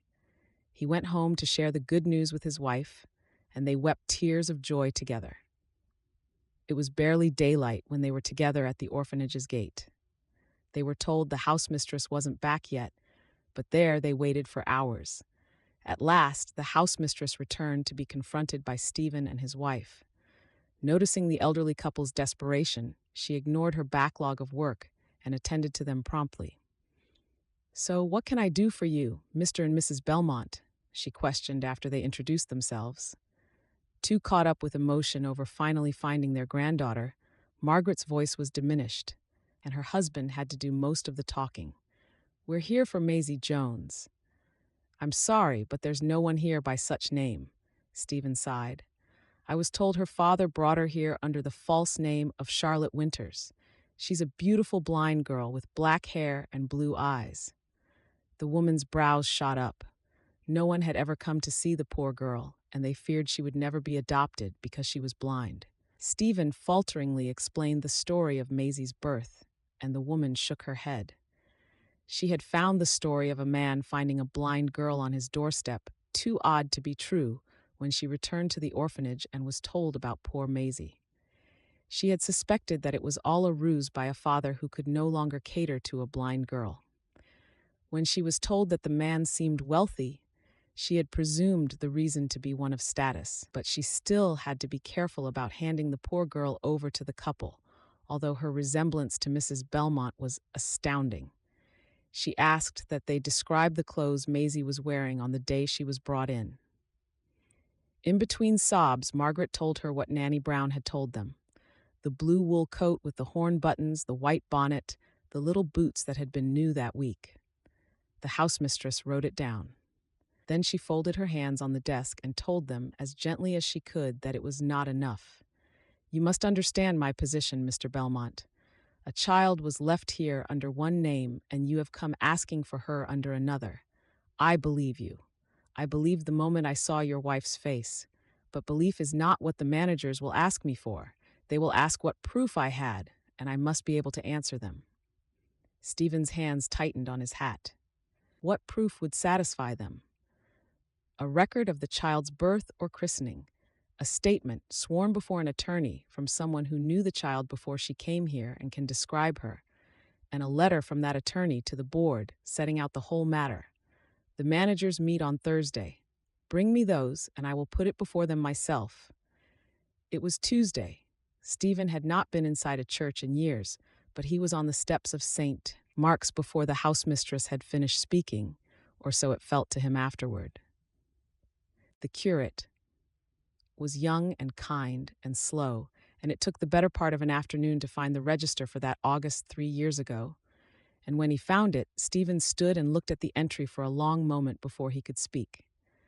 Maisie Margaret Jones. The curate's hand, and under it, in a small, careful script that he knew as well as his own, the name of the mother. Ruth had signed for her daughter herself. He had a copy made and paid for it and put it inside his coat next to his heart and did not take it out again until he was in his attorney's office. Nanny Brown came to the attorney's office the next morning in her best black and swore to what she knew. She described the coat and the bonnet and the boots. She described the way the child hummed to herself when she was content, always the same 3 notes, and the way she turned her head toward a voice like a flower toward the light. The attorney wrote it down and read it back to her, and she signed it, and then she had to be given a glass of water. The letter to the board took him an hour. Stephen carried it to Halloran Street himself. He would have carried it to Boston. Between the visits, the housemistress had been doing some work of her own. Maisie was very young when she was brought to the orphanage, and even though she was a very bright child, she didn't talk much. The housemistress took her under her wing and made her comfortable, so much so that the girl became relaxed around her. The woman then began to gently probe, and though she couldn't quite remember much, the girl remembered a loving mother, a caring nanny, and a doting grandmother. When the woman asked about a father, the poor girl visibly trembled, and the woman knew then that the Belmont couple had spoken the truth. The housemistress sent word on Thursday evening, 4 lines in a firm hand, and Stephen read them aloud in the hall with his voice failing him halfway through. The managers were satisfied that Charlotte Winters was in fact Maisie Margaret Jones and had authorized her temporary discharge into the care of her maternal grandparents. Stephen's attorney would complete the guardianship papers while Maisie was with them. She could leave on Saturday morning at whatever hour suited them. Maisie's cot had been packed by 7. When the couple came, the housemistress permitted them to see her at once, and Maisie cocked her head to the side when she heard her grandmother's voice. It had been more than a year since she had heard it, but she knew the voice. With tears streaming from her eyes, Margaret sang to her as she had whenever she and Ruth had visited. Maisie recognized the tune instantly, for she had always found herself singing it, and when asked how she got to know it, she never could tell. With tears flooding her own eyes, even though she couldn't quite understand what was going on, she sang along and felt arms fold around her. "I am your grandmama," a kind voice she was slowly beginning to recognize said. Then she heard an unknown voice through masculine tears. "And I'm your grandpapa." The employees at the orphanage wept at the teary reunion. It was the first day of August. Stephen signed the temporary discharge register before they left, and his attorney promised to see the remaining papers completed without delay. Maisie went home with her grandparents that morning, and it was only on the steps outside, with the child's hand in hers, that Margaret stopped and said in a strange voice, "Stephen, it's her birthday. She's 3 years old today." And Stephen, who had not wept in the open street since he was a boy, wept in front of half of Halloran Street. Their joy knew no bounds. Stephen hastened to his study the moment they got her home. "Where are you going in such a hurry?" Margaret asked her husband after she had served Maisie Ruth's favorite childhood biscuits. "To write Ruth a letter. I was waiting to do that when we had Maisie home. I can't begin to imagine the joy on her face when she reads the letter." He stopped talking when he noticed his wife had a doubtful look in her eyes. "What's wrong?" "I'm just thinking how long it would take her to get the letter. It would take weeks. I'm sure she wrote us immediately she got there to inform us of her arrival and to tell us about her husband-to-be, but we received word only recently." Stephen nodded in concurrence. "So what do we do?" "I think we should go to Bluewater and deliver Maisie to Ruth. She has been waiting for this meeting forever, and it would be cruel of us to delay their reunion. Besides, we could be there in under a fortnight, and a letter would take as long and tell her nothing she could hold in her arms." "What about her husband?" Margaret shrugged. "Well, we can only hope she's already told him about Maisie, and his heart would be big enough to accommodate her." Stephen looked suddenly nervous. "Do you think it would be wise for me to come along? I mean, Ruth and I haven't seen eye to eye for a long time." His wife gave him a reassuring smile. "Stephen, all will be forgiven as soon as she sets eyes on her beloved daughter, knowing that you were responsible for finding her. Now, go and get us train tickets." Keeping his fingers crossed, Stephen left the house after checking on his granddaughter and giving her a hug. He met Nanny Brown in the house when he returned, and her red-rimmed eyes told him that she had had an emotional reaction to seeing Maisie. He had to go back to the train station for another ticket. Nanny Brown insisted on coming along. It was the next morning, as Stephen came in from the station with the last of the tickets, that the maid brought Margaret a telegram. It was from Caleb Mason of Creek Valley Ranch, Bluewater, Montana Territory. Ruth was safe and well. They were to be married on the 12th. He asked Mrs. Belmont to engage the best inquiry agent in New York to find Maisie Jones and to spare no expense, for funds had been placed to her credit at the First National Bank of Helena that day. He and Ruth would come by the first coach after the wedding. Margaret read it twice before she looked at Stephen. Then she looked at the little girl asleep on the sofa with a biscuit still in her fist. "Well," she said, smiling through sudden tears, "now we know precisely where we're going. And we had better hurry, if Ruth is to have her daughter beside her when she marries." There was no time to answer it. The train went at 3. Chapter 16. "Ruth, I know this might come as a shock to you, but I can't go through with the wedding without telling you this. If you feel you can't marry me after I tell you, I'll understand." No, that didn't sound sincere, because he would be crushed if Ruth no longer wanted to marry him. Caleb ran his fingers through his hair and paced nervously across the small room in the foreman's cabin, which he had shared with Tucker since Ruth's arrival almost 4 weeks before. Both men took their meals at the ranch house, courtesy of Ruth. Despite the impending wedding day, he hadn't summoned the courage to tell her about his past. He practiced telling her as he continued pacing. He didn't like keeping things from her, but he was scared she might reject him. He doubted she would react negatively, but he had heard how women could be fickle creatures with a prerogative to change their minds. He wouldn't blame her if she decided to back out. His scars were very ugly, and she might turn tail and run back to New York after seeing them. She might not ask to see them, but he would show her so that she would be sure of what she was getting into before the wedding. Would she see him as a monster? I've got to stop asking myself these questions and just tell her. He reached the door, turned the doorknob, and paused. Was he insane? Why would he tell Ruth such a thing after their lovely time together? A smile softened the hardness of his face as his mind went back over the past weeks. The first supper and Tucker's 3 helpings, Bluewater, and the way she had taken his arm on the boardwalk as though it were the most natural thing in the world. Nell, and the fall, and the look on her face when she trotted her first circuit with her hat gone. The flour sack label, the North Room, the calf. He hadn't known he was a talker until she came. He hadn't known a good many things. She had told him about her family in New York, a little at a time, and he had felt that her relationship with her father was not what it should be. It might have been his imagination, but he felt as if she was holding something back. He had seen sadness cross her face more than once, and once, in the yard with the storm going over, he had seen her come to the edge of saying it, as he had come to the edge of saying his. Whatever it was hers to tell. He could only be sure of her if she reacted well to the admission he was too nervous to make. "I've got to do this," he admonished himself. Ruth was too precious a person to be deceived by the likes of him. Caleb let out a deep breath and thrust the door open to stride at a fast pace across the yard to the ranch house before his courage deserted him. At least, if she said no, he would always have beautiful memories of their time together, and he hoped they could remain friends.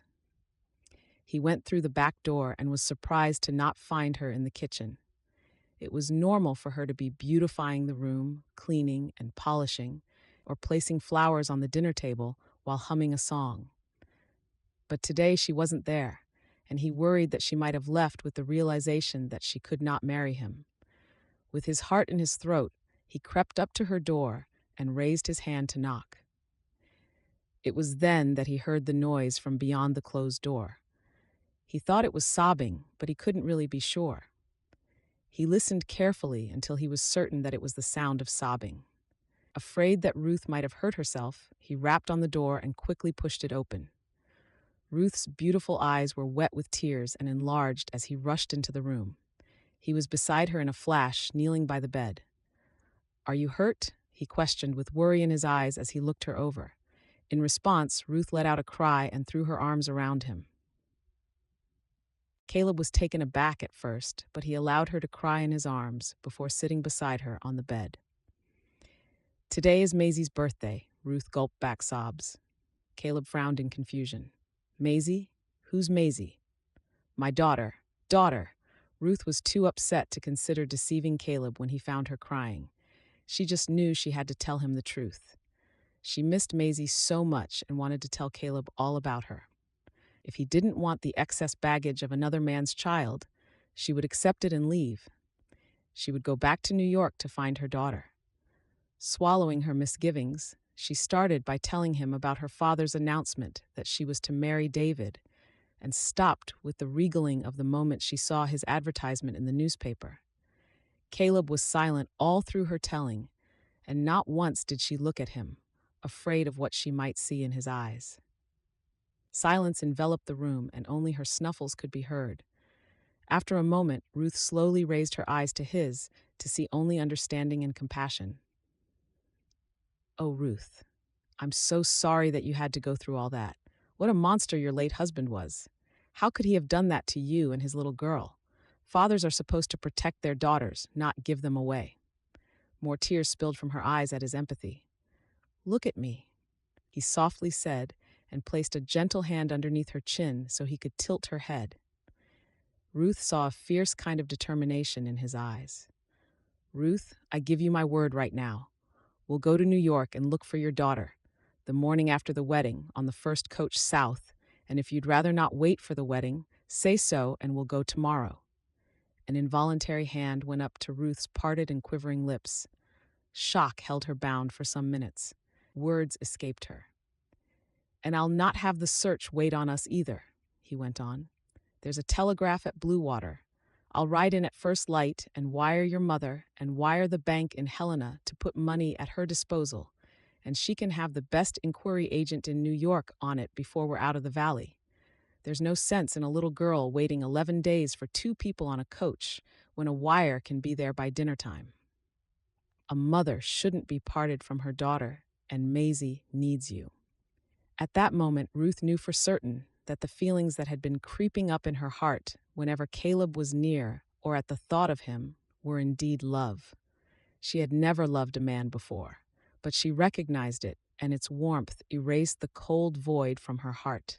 She wanted to climb the highest mountain and declare it to the whole world, but she swallowed the joy inside her and licked her lips in nervousness. He might not feel the same for her.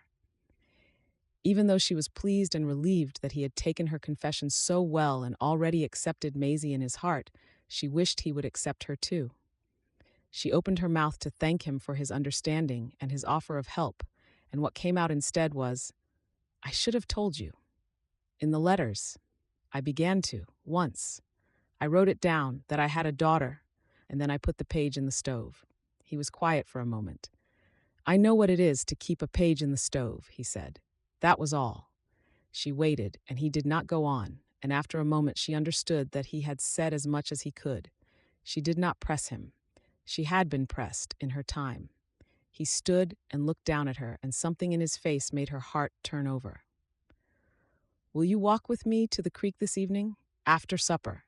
There's something I want to ask you, and I don't want to ask it in here." "Yes," she said.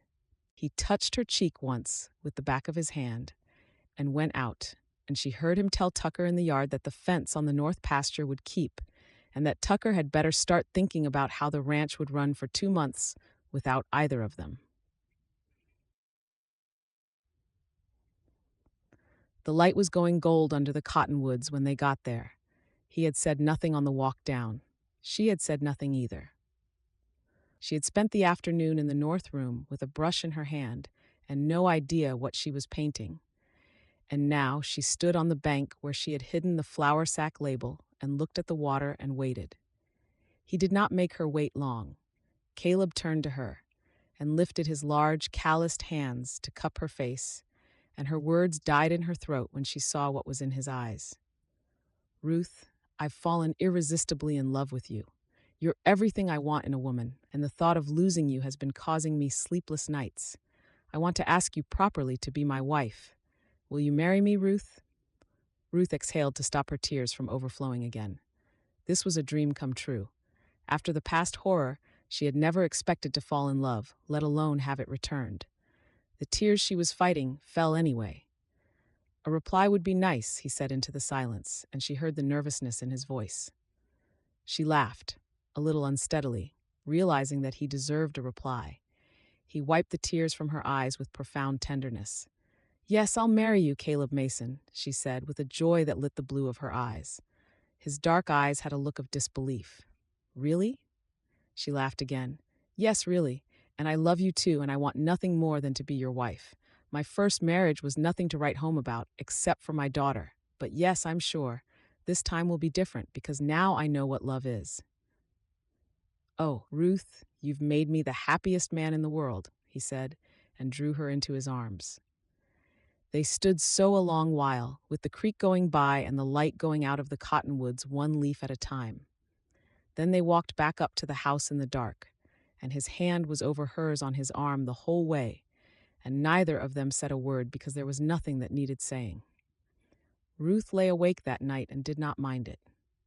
She was thinking that in 11 days she would be his wife, and that the morning after that they would be on the coach for New York, and that a wire would go east at first light, and somewhere in that great city, people would begin looking for a little girl who was 3 years old today. She had spent a year and a half being able to do nothing. It was strange, and it was almost more than she could bear, to lie in the dark and know that something was being done. She had no idea that her parents and Nanny Brown would be on the cars by the next afternoon, bound west with her lost but found daughter. Chapter 17. Ruth was up before the light and singing. She could not have said afterward what she sang, something of her mother's. She had the coffee on and the biscuits in, and the table laid before she heard his boots on the step. And when he came in, she turned from the stove and smiled at him, and he stopped in the doorway and smiled back, and for a moment neither of them could think of anything to say. "Good morning, Mrs. Mason," he said at last, trying it out. "Not for 10 days. I can count." He had the wire written out already on a leaf torn from the tally book. He put it on the table between them and turned it so that she could read it. To Mrs. Stephen Belmont, Hyde Street, New York. Engage best inquiry agent at once to find Maisie Jones, age 3, blind, taken from her home February last year, whereabouts unknown. Spare no expense. Funds placed to your credit at First National Bank of Helena by wire today. Ruth well, and to be married the 12th. We come by first coach after. Caleb Mason. Ruth read it twice. She put her finger on the words, Ruth well, and could not speak for a moment. "I'll be back by noon," he said. "I want to see the answer come in, if there is one." Tucker came in behind him, took one look at the pair of them, and said he believed he would eat with the hands this morning, and was gone again before either could argue. Ruth laughed. She was so happy that she could not keep still. She poured his coffee and sat down across from him and put her chin on her hands and looked at him. "I'm the happiest woman in the world," she said, and laughed again. "Do you know, I can't wait to give you children." She felt him go still. She thought she had imagined it. "I can't wait to have a son with dark hair and dark eyes who looks just like you." He set his cup down. She saw his face darken, and she knew then that she had not imagined the tremor that had run through his big body as she described the son she would love to give him. He pushed his chair back abruptly and stood, leaving her dumbfounded. Sorry, I'd best get to town with that wire. The operator opens at 7. I'll see you later." His quick strides took him to the door. "What about breakfast?" she managed to ask from the recesses of her numb state. "I'm not that hungry," he replied, with his back to her. "I might not be in for lunch either. It depends on the wire. See you later." When he was gone, Ruth sat at the table with the biscuits cooling between them and wondered if she had dreamed the creek. A slow dread crept up her spine. David had only wanted a son, and now it seemed as if Caleb didn't want children at all. But why? Why would such a kind and wonderful man not want children? Had he lost a child? Was it something in his boyhood, in the fire that no one would speak of? The joy she had felt only minutes ago seeped out of her, and sadness took its place. If he had accepted Maisie, then why not a child of his own? Or had those been mere words to get her to marry him? Would he stop her from going in search of her daughter once they were wed? She shook her head. The man she had come to know and love wasn't like that. "Oh, Maisie," she whispered, and wished for the 100th time that her daughter was there in her arms. Ruth knew matters were amiss when Caleb didn't come home for lunch and was late for dinner. The wire had gone, he said, and the money with it, and he had waited half the afternoon at the telegraph office for an answer that had not come, and then ridden the long way home by the north fence. He did not look at her when he said it. Ruth thanked him for the wire and meant it with her whole heart, and it did not make the silence any easier. Plus 7%. He avoided her eyes over the meal so much so that Tucker noticed the awkward silence between them. Not one to mince words, Tucker looked from Ruth picking at her food to Caleb hurriedly wolfing down his food with a bowed head. "You two quarreling or what?" he asked with a grin. Ruth blushed terribly while Caleb threw him a dark look. Enjoying their reactions, the foreman took a spoonful of his mashed potatoes and grinned broadly. "Anyway, it's fine for couples to quarrel. It's not really that big a deal." "We didn't quarrel," Caleb snapped in anger. "Let it go." Tucker's brows arched and his grin widened. His boss's bad mood was a testament to the goings-on between them, and he was sure not going to let it go. "Well, I'm just saying, every evening I look forward to hearing the two of you talk non-stop, but now this place is as silent as a cemetery, and I must say that I do not like it at all." In response, Caleb shoved his chair back and stormed out of the kitchen. Tucker chortled with enjoyment, and Ruth couldn't help the smile that flashed across her face. Tucker was quite a character, and she loved watching him rile his boss, but she wished he hadn't done so on this occasion. She would have liked the opportunity to talk to Caleb about his reason for avoiding her and why it seemed as if he didn't want children. She had spent the afternoon in the north room, with a brush in her hand and the creak on the paper in front of her, and had not seen it once. Now she bit her bottom lip and studied Tucker while he finished his dinner. She toyed with the idea of asking him about Caleb's past, but felt she would be violating his privacy. She would just have to wait until he was good and ready to tell her everything, or catch him crying and vulnerable. A giggle bubbled up inside her. "That was delicious," Tucker complimented as he patted his stomach with a satisfied smile. "Thank you," she replied with a smile of her own, and drew her chair back to remove her uneaten dinner and his empty plate. "You should eat," he commented, nodding at her plate. "Don't worry about him. Caleb will come around. He usually just has bad mood spells when he remembers what." Tucker's gaze quickly left hers and settled on the table. Ruth smiled warmly. This was the opening she needed to dive into a conversation about the man she was about to marry, but she couldn't do it. She knew the old man was expecting her to probe, but she remained silent. He got the message and pushed himself to his feet. "I'm sorry, Tucker. I know he will open up when it's the right time." Tucker nodded with understanding. Caleb couldn't have wished for a better woman. A woman might have used the opportunity to get information, but not Ruth. Her kind was rare. "I'm so glad Caleb is marrying you," he told her, and quickly left when he saw tears glistening in her eyes. He went to the cabin and verbally chewed Caleb's hide for upsetting the best-suited woman for him in the world. It was then that he understood his boss's dilemma. "I don't see why you just can't tell her. She confided in you about her past, so reciprocate." From his position on the bed, Caleb sighed. "It isn't that easy, Tucker. They're two different scenarios. She might not react well." "Really? Is that what you're going with?" He angrily sat up on the bed. "You don't get it, do you? No woman has ever seen the whole of them. Only you and a few of the men have ever seen them, so excuse me for being mighty skeptical about showing her." His foreman waved a nonchalant hand. "Oh, please, that's a dumb excuse. You're just scared, and you insist on holding on to the one thing that has made you push women away for years. If you truly love her, you will go to her right now and tell her everything and stop feeling sorry for yourself." Caleb was quiet a long moment. When he spoke, it was to the ceiling. "It isn't only the scars, Tucker. Then what?" "She wants a son. She said so this morning. A son with dark hair who looks like me." His voice was flat, and all I could see was a boy in a house with the roof coming down. "I lost my whole family in one night. You want me to go and make another one to lose?" The old man did not answer at once. He came and sat on the end of the bunk, and the boards creaked under him, and he looked at his hands. "I want you to stop dying in that fire," he said. "You've been doing it every day for 15 years. Your ma and pa went in one night. You've been going ever since, a little at a time, and calling it sense." He looked up. "That girl's already lost more than most people ever have, and she still came out here on a coach to try again. You think you're the only one who knows what it is to lose?" Caleb said nothing. "Tell her," Tucker said. "All of it, not just the skin. She'll know what to do with it. I'd stake the ranch on it." Caleb sighed again and thought it over. Tucker was right. He was just hiding under the cloak, which he had used as a shield for years. It was hard to let go for fear of disappointment, but he had to for Ruth's sake. He really did love her, and that was the whole trouble.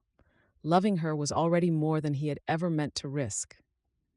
The following morning at breakfast, he tried to tell her but couldn't. Every time he opened his mouth to say it, the words neither formed in his brain nor did they pass his mouth. So wound up that she kept glancing his way, he stormed out of the house again, as he had done the previous night. Ruth was confused by his apparent reticence. She knew he was trying to tell her something, but she couldn't quite fathom what it might be. He was still in his dark mood, and she prayed he would snap out of it before their wedding in 9 days. She missed him. She missed their talks, and she had been hoping that today, if he wasn't too busy with work, they could go down to the creek for a picnic. But as things stood, she would be lucky to even see him all day. She had heard him telling Tucker that they might have to go to the range that morning, and she was aware that it was quite a distance and that he might not return today, if he even returned for the wedding. Like I said last night, this is just a passing phase. He'll get over it. Tucker's words came over her troubled thoughts, and she forced a smile. And don't you worry that pretty little head of yours. I'll make sure we work around here today. We ain't going to any range if I have something to say about it. He placed his hat on his head, and a genuine smile crossed her face. Thank you, she said, and he accepted it with a nod and left. Ruth went about planning her picnic. Whether Caleb liked it or not, they would have a picnic. If he didn't want to talk to her, she would do all the talking. She set ingredients aside to make his favorite apple pie. She did not know it, but that was the last quiet hour the day would give her. Chapter 18. She had just finished making lunch and was cleaning the kitchen when she heard a shout that sent chills down her spine. She knew, as Tucker promised, that they were working around the ranch. Caleb, being the hands-on ranch owner, was helping Tucker fix the barn roof. Ruth, with a hand to her rapidly beating heart, hoped a ranch hand had not been injured. When she didn't hear a commotion, she figured all was fine until she heard another shout. This time the voice was clear to her. Caleb! Her heart slammed in her ribcage, and she froze for a moment, praying her man wasn't hurt in any way. Finally, forcing her legs to move, she ran out the back door and looked around. She had been watching them work on the barn as she went about her chores. The sight she beheld made her draw a sharp intake of breath. Tucker had obviously slipped from the roof and hit the hard ground. She could see Caleb hurrying down the ladder to his foreman. Not thinking twice, Ruth ran to them. She could see as she drew closer that Tucker had a nasty cut on his head and was bleeding profusely. Caleb had reached him by now and was attending to him.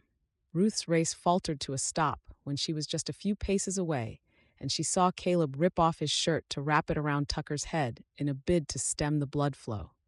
She saw the scars on his back and arms, and compassion for him immediately flowed through her. What pain he must have gone through to get those. She wanted to gently rub her hands over them and ask whether they still hurt. But when she heard Tucker's moan, she snapped out of her thoughts and rushed forward to help him. Caleb looked at her in surprise and smiled at her before a look of sheer horror crossed his face. Tucker's moan stopped her from wondering what Caleb was thinking. "Oh, Missy, this isn't a sight for a beautiful lady like you," Tucker said, as blood trickled down the side of his head. A little blood sighting never harmed anyone. She tried to smile, knowing that he was hurting badly. Could you please get me some water?" Caleb requested, and she left them to fetch a pitcher of water from the house. "You should have told her afore now," she heard Tucker say when she reached them.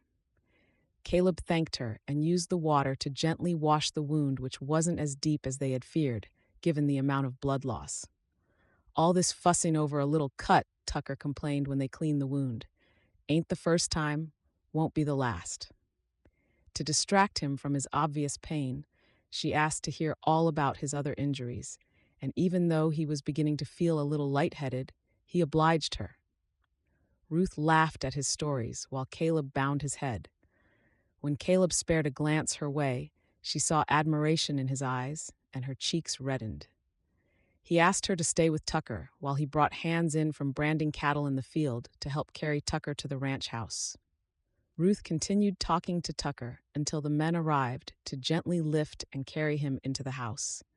She noticed that Caleb had covered his scars with a fresh shirt.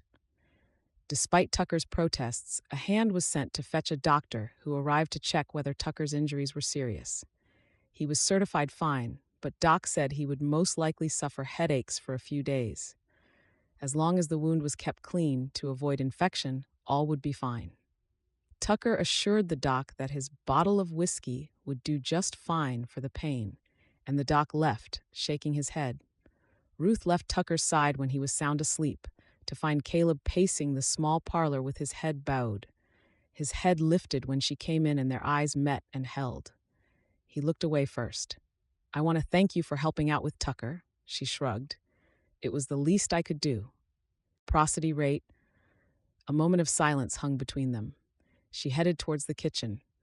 I just finished making lunch, but I was hoping we could go down to the creek and have a picnic.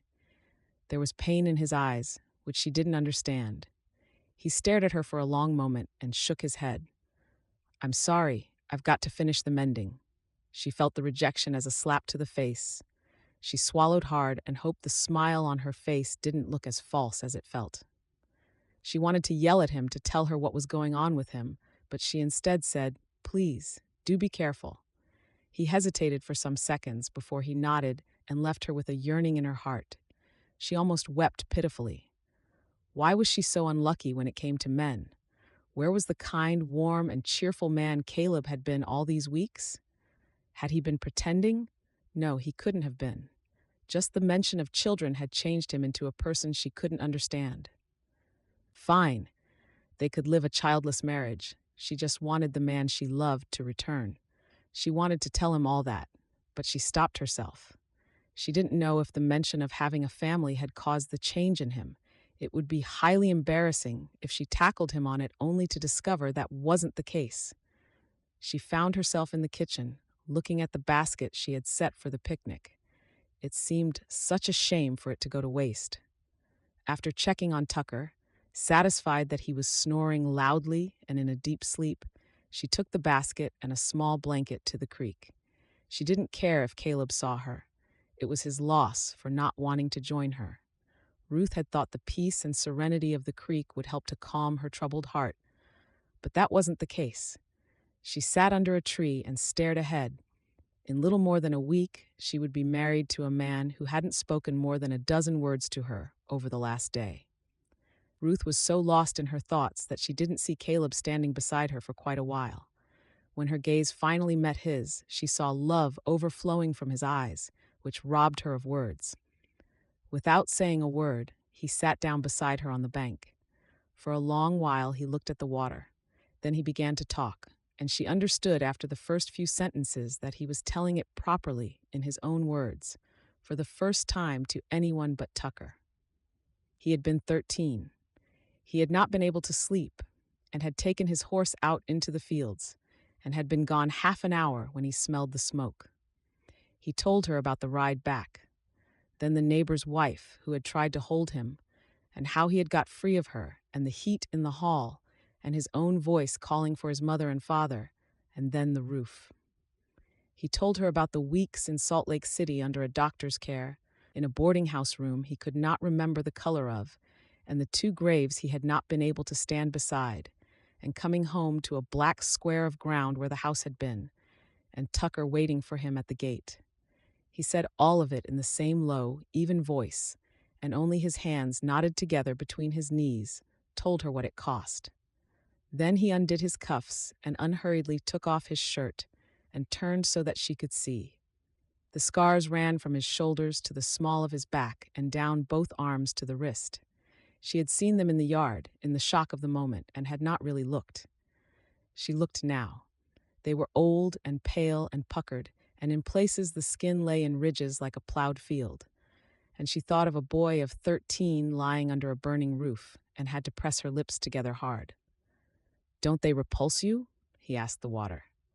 Aren't you disgusted by them? Why should I be? It wasn't your doing that caused them, and even if it was, I would never turn away from you because of them. He let out a breath, but he did not turn around. That isn't all of it, he said. I told myself for years that it was, that no woman would have me once she saw.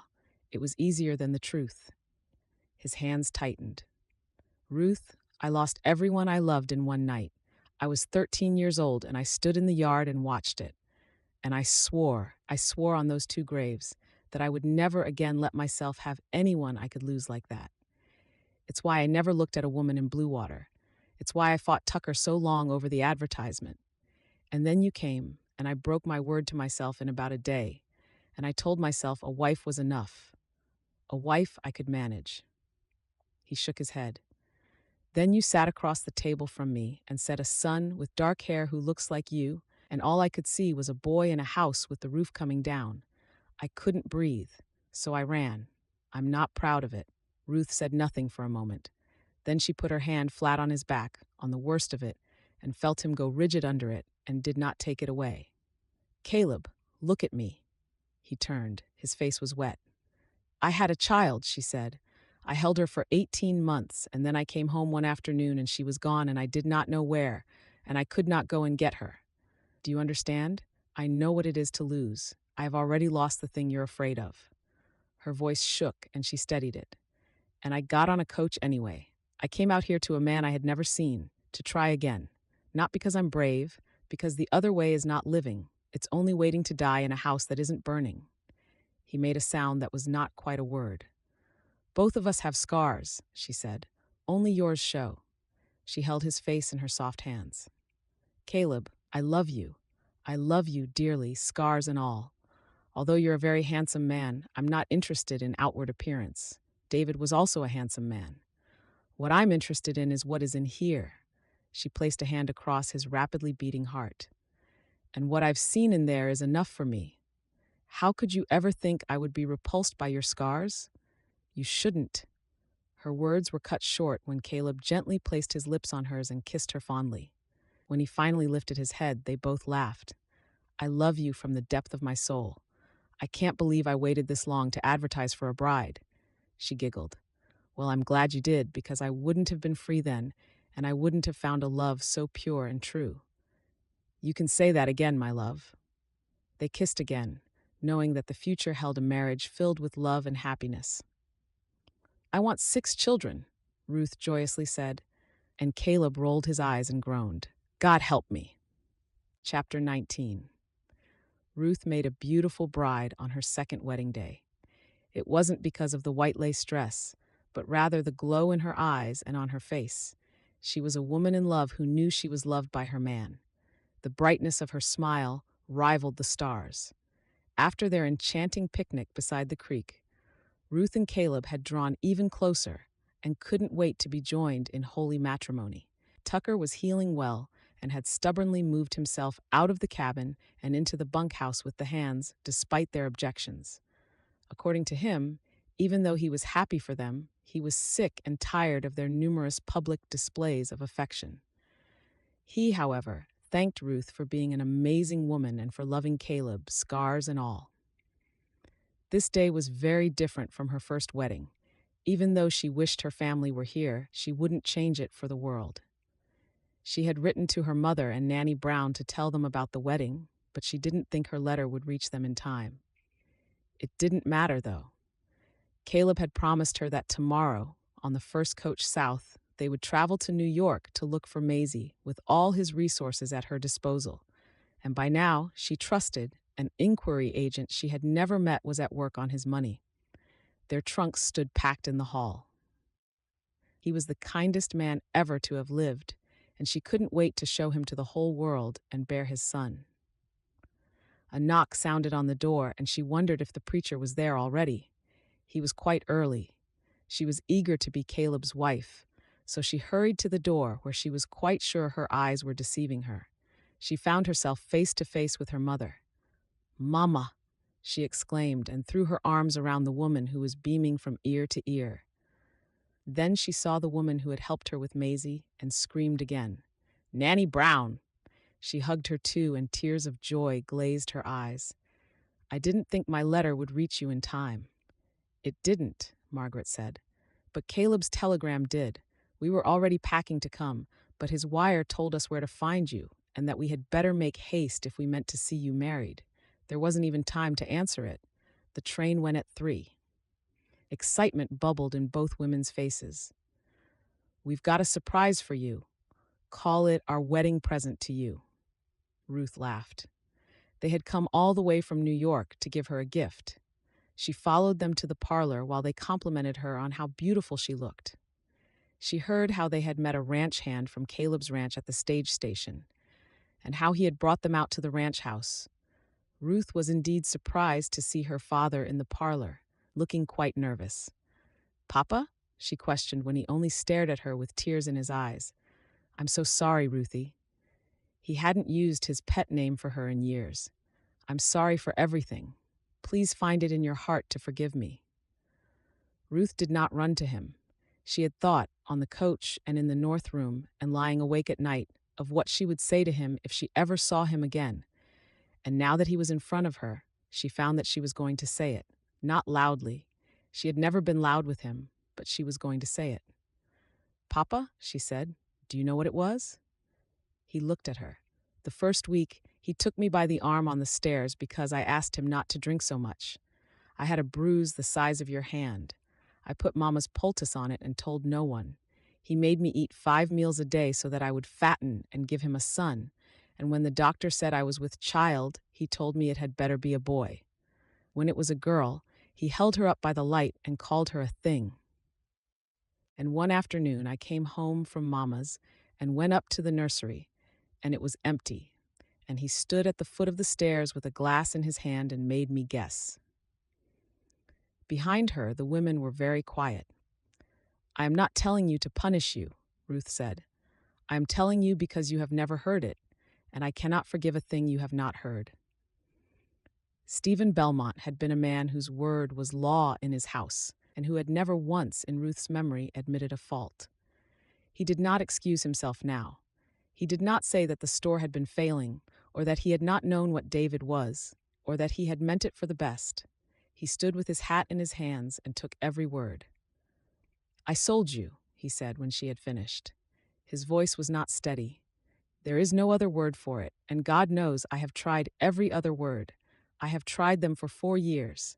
I sold my daughter to a man I did not trouble to know, and I told myself it was for the family, and it was for the store. It was for my pride." He looked at the floor and then made himself look up. "I do not ask you to forgive me today. I ask you to let me try to earn it. That is all." Ruth stood a long moment. She thought of the letter she had burned, and the page Caleb had kept in his stove, and the way he had said, "I know what it is." She thought that everyone in this room was carrying something, and that some of them had carried it a long way. "I don't know if I can forgive you, Papa," she said at last. "Not all at once, but I will try, and trying starts today." She crossed the room and put her arms around him, and it was not the embrace of a girl running to her father. It was the embrace of a woman deciding to. Stephen held on to her as though the floor had gone. She could hear sniffs from the women behind her. Her father held her rosy cheeks in his hands. "I knew the only way I could ever make amends was if I found Maisie for you." She sniffed back her tears. "Oh, Papa, there'd be no need for that. Caleb and I." She was still talking when her father dropped his hands and stepped aside for her to see the little girl standing behind him. In the space of minutes, Ruth thought her eyes were deceiving her again. But after blinking several times, she realized her daughter was truly standing before her. She was held in euphoric speechlessness for some seconds. "Maisie," she shouted, and fell to her knees to guide the blind girl's arms around her as she hugged her. The little girl somehow recognized the voice, and as her grandparents and Nanny had told her continually that they were taking her to her mother, she cried, "Mama!" Ruth cried harder. She thought she would never hear those words from her daughter's lips. "Oh, Maisie." She pulled back and looked at her little girl. The girl was a replica of her with dark, curly hair but unseeing blue eyes. Ruth swore that she would be her eyes and guide her through life. Maisie's hands came up and found her face. They went over it the way Ruth had seen them go, over a rattle or a spoon or the edge of a table, slowly and carefully, learning it. The nose, the wet cheeks, the mouth. Then the little girl leaned in and put her forehead against Ruth's, the way she had done when she was small, and hummed 3 notes, always the same 3. And Ruth had not known until that moment that she remembered them. Behind them, Margaret said softly, "It was her birthday, the day we brought her home from Halloran Street, the 1st of August, 3 years old, and none of us thought of it until we were on the steps." Ruth lifted her head. The 1st of August. The morning she had sat on her bed and wept for that very birthday, and told Caleb everything, and he had promised her New York. "I thought of it," she said. Caleb came into the ranch house a while later to inform her that the preacher had arrived. He didn't expect the scene he saw. A lovely little girl was seated on Ruth's lap, and 2 women were seated beside her. A man was standing by the fireplace, talking. Their eyes all turned to look at the newcomer. Ruth raised tear-stained eyes to his. "Caleb, my father found Maisie." That's wonderful, Caleb shouted with elation, breaking the tension in the room. All those present, except Ruth, of course, had feared he might not accept the blind little girl. Caleb did not surge forward. He crossed the room slowly and stopped a little way off, and Ruth saw him take in the child in her lap, the dark curls, the small hands still holding the front of her dress, the blue eyes that turned toward the sound of his boots and did not find him. He got down on the floor. Not a squat. He sat down on the parlor floor in his wedding clothes with his long legs folded so that his head was no higher than hers, and he waited until she had turned her face toward him. Maisie, he said, my name is Caleb. I'm the man who is going to marry your mama today. I wanted to say, how do you do? The little girl considered this. I'm going to hold my hand out, he said. It's right in front of you. You can find it if you like, and if you don't like, that's all right too. He held it out, palm up. After a moment, Maisie let go of Ruth's dress with one hand and reached and found his fingers and then his palm. She patted it. She turned it over. She ran her small fingers across the calluses with great interest, and then, because a hand leads to a wrist, her fingers went up under the cuff of his good white shirt. They stopped. Ruth felt the whole room stop with them. She saw Caleb's jaw tighten, and she saw him not move. Maisie's fingers went slowly along the ridged skin, learning it the way they had learned Ruth's face. Does it hurt? She asked. Not anymore, Caleb said. She kept hold of the wrist. She seemed to like it. Have you got a horse? I have. Is it a big one? The biggest in the valley. Maisie thought about that. Then she held up both arms in the plain way of small children who have made a decision. And Caleb looked at Ruth, and Ruth nodded because she could not speak, and he gathered the little girl up off her mother's lap and stood. Well then, he said, let's go and see him. Ruth watched the man who had hidden his arms from the world for 15 years carry her daughter out into the sunlight with the child's hand still tucked inside his cuff, and she thought that she had never in her life seen anything so beautiful, and she was going to have to be married in a quarter of an hour with her face in this state. Chapter 20. Introductions were made, and Caleb was pleased that Ruth would have her family present on their wedding day. They were married at the creek. It had never been a question of anywhere else. The preacher, a thin, mild man who had ridden out from Bluewater with his book in his saddlebag, looked at the cottonwoods and the water and said he had married folks in worse churches and stood himself on the bank with his back to the current. The hands came down from the bunkhouse in clean shirts and lined up along the grass, hats in their fists, representing Caleb's family. Mr. and Mrs. Hollis had driven out in the store wagon and stood a little apart, Mrs. Hollis already weeping comfortably into a large handkerchief. Tucker, with his head still bound and his best coat on, gave the bride away, since her father, when it was put to him, said quietly that he had given her away once already and had no right to do it twice, and would be glad to stand behind her instead. Ruth came down from the house on Tucker's arm. She would remember it all her life, the grass still wet from a morning shower, so that the hem of the white lace went dark.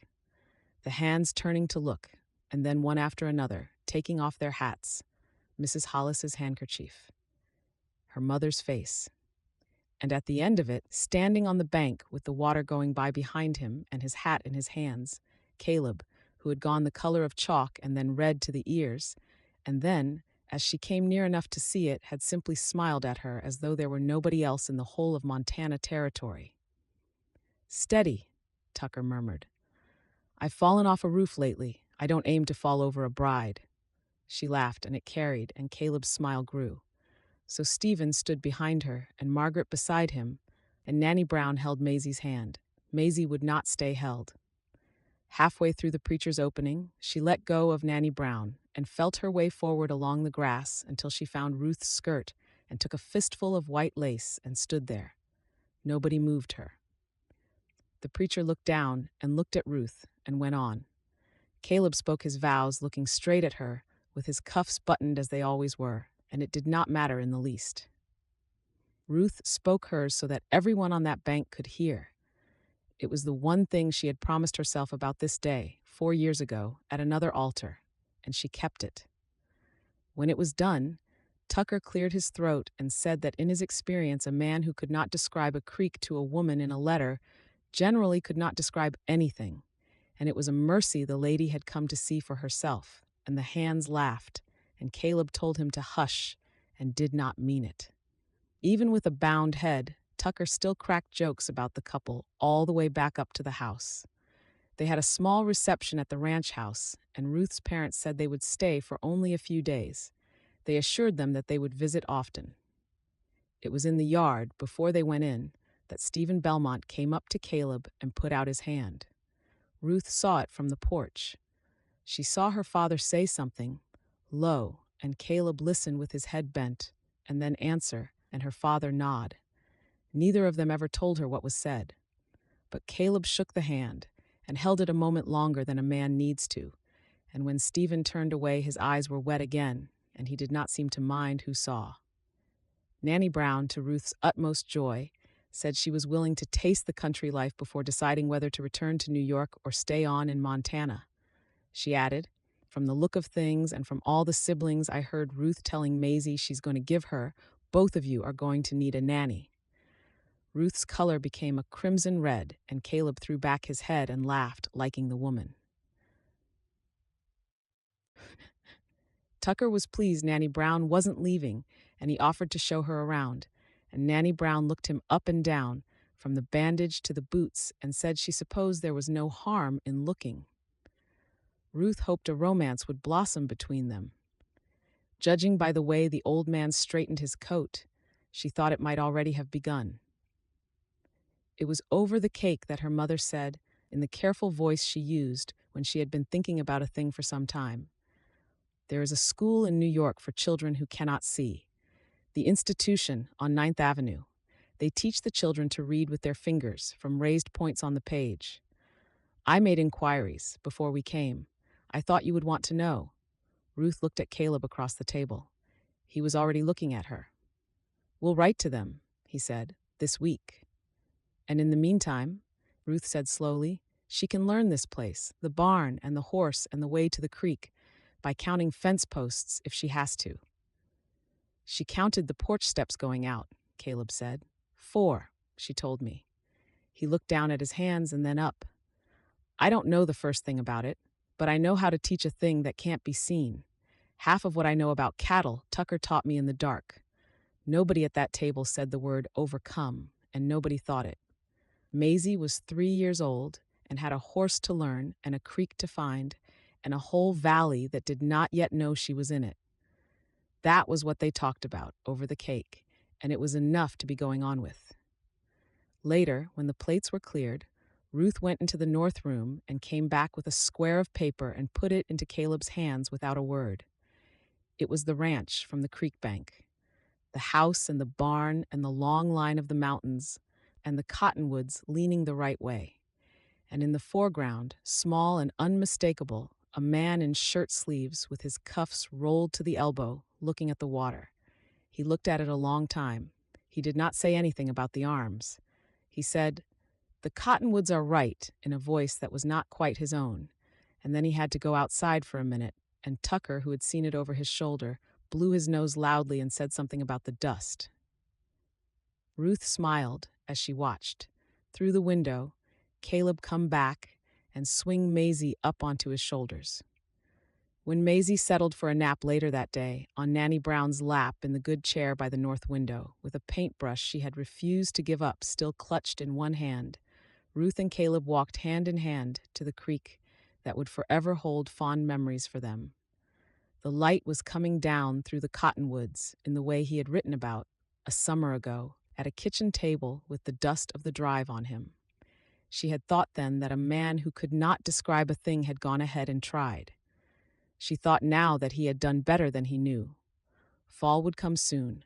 The leaves would go gold and come down, and the water would run low and clear, and there would be a little girl to bring here and let her put her hands in it. And after that, winter, and after that, spring, and the wildflowers along the banks, and the melt. She would paint it in every season. She had already decided. "I'm so glad I listened to Tucker and put out that advertisement. I got just the right woman for me," he said with delight when they reached their destination. She smiled. And I'm also happy I listened to Nanny Brown and responded to it. I got just the right man for me. And they kissed.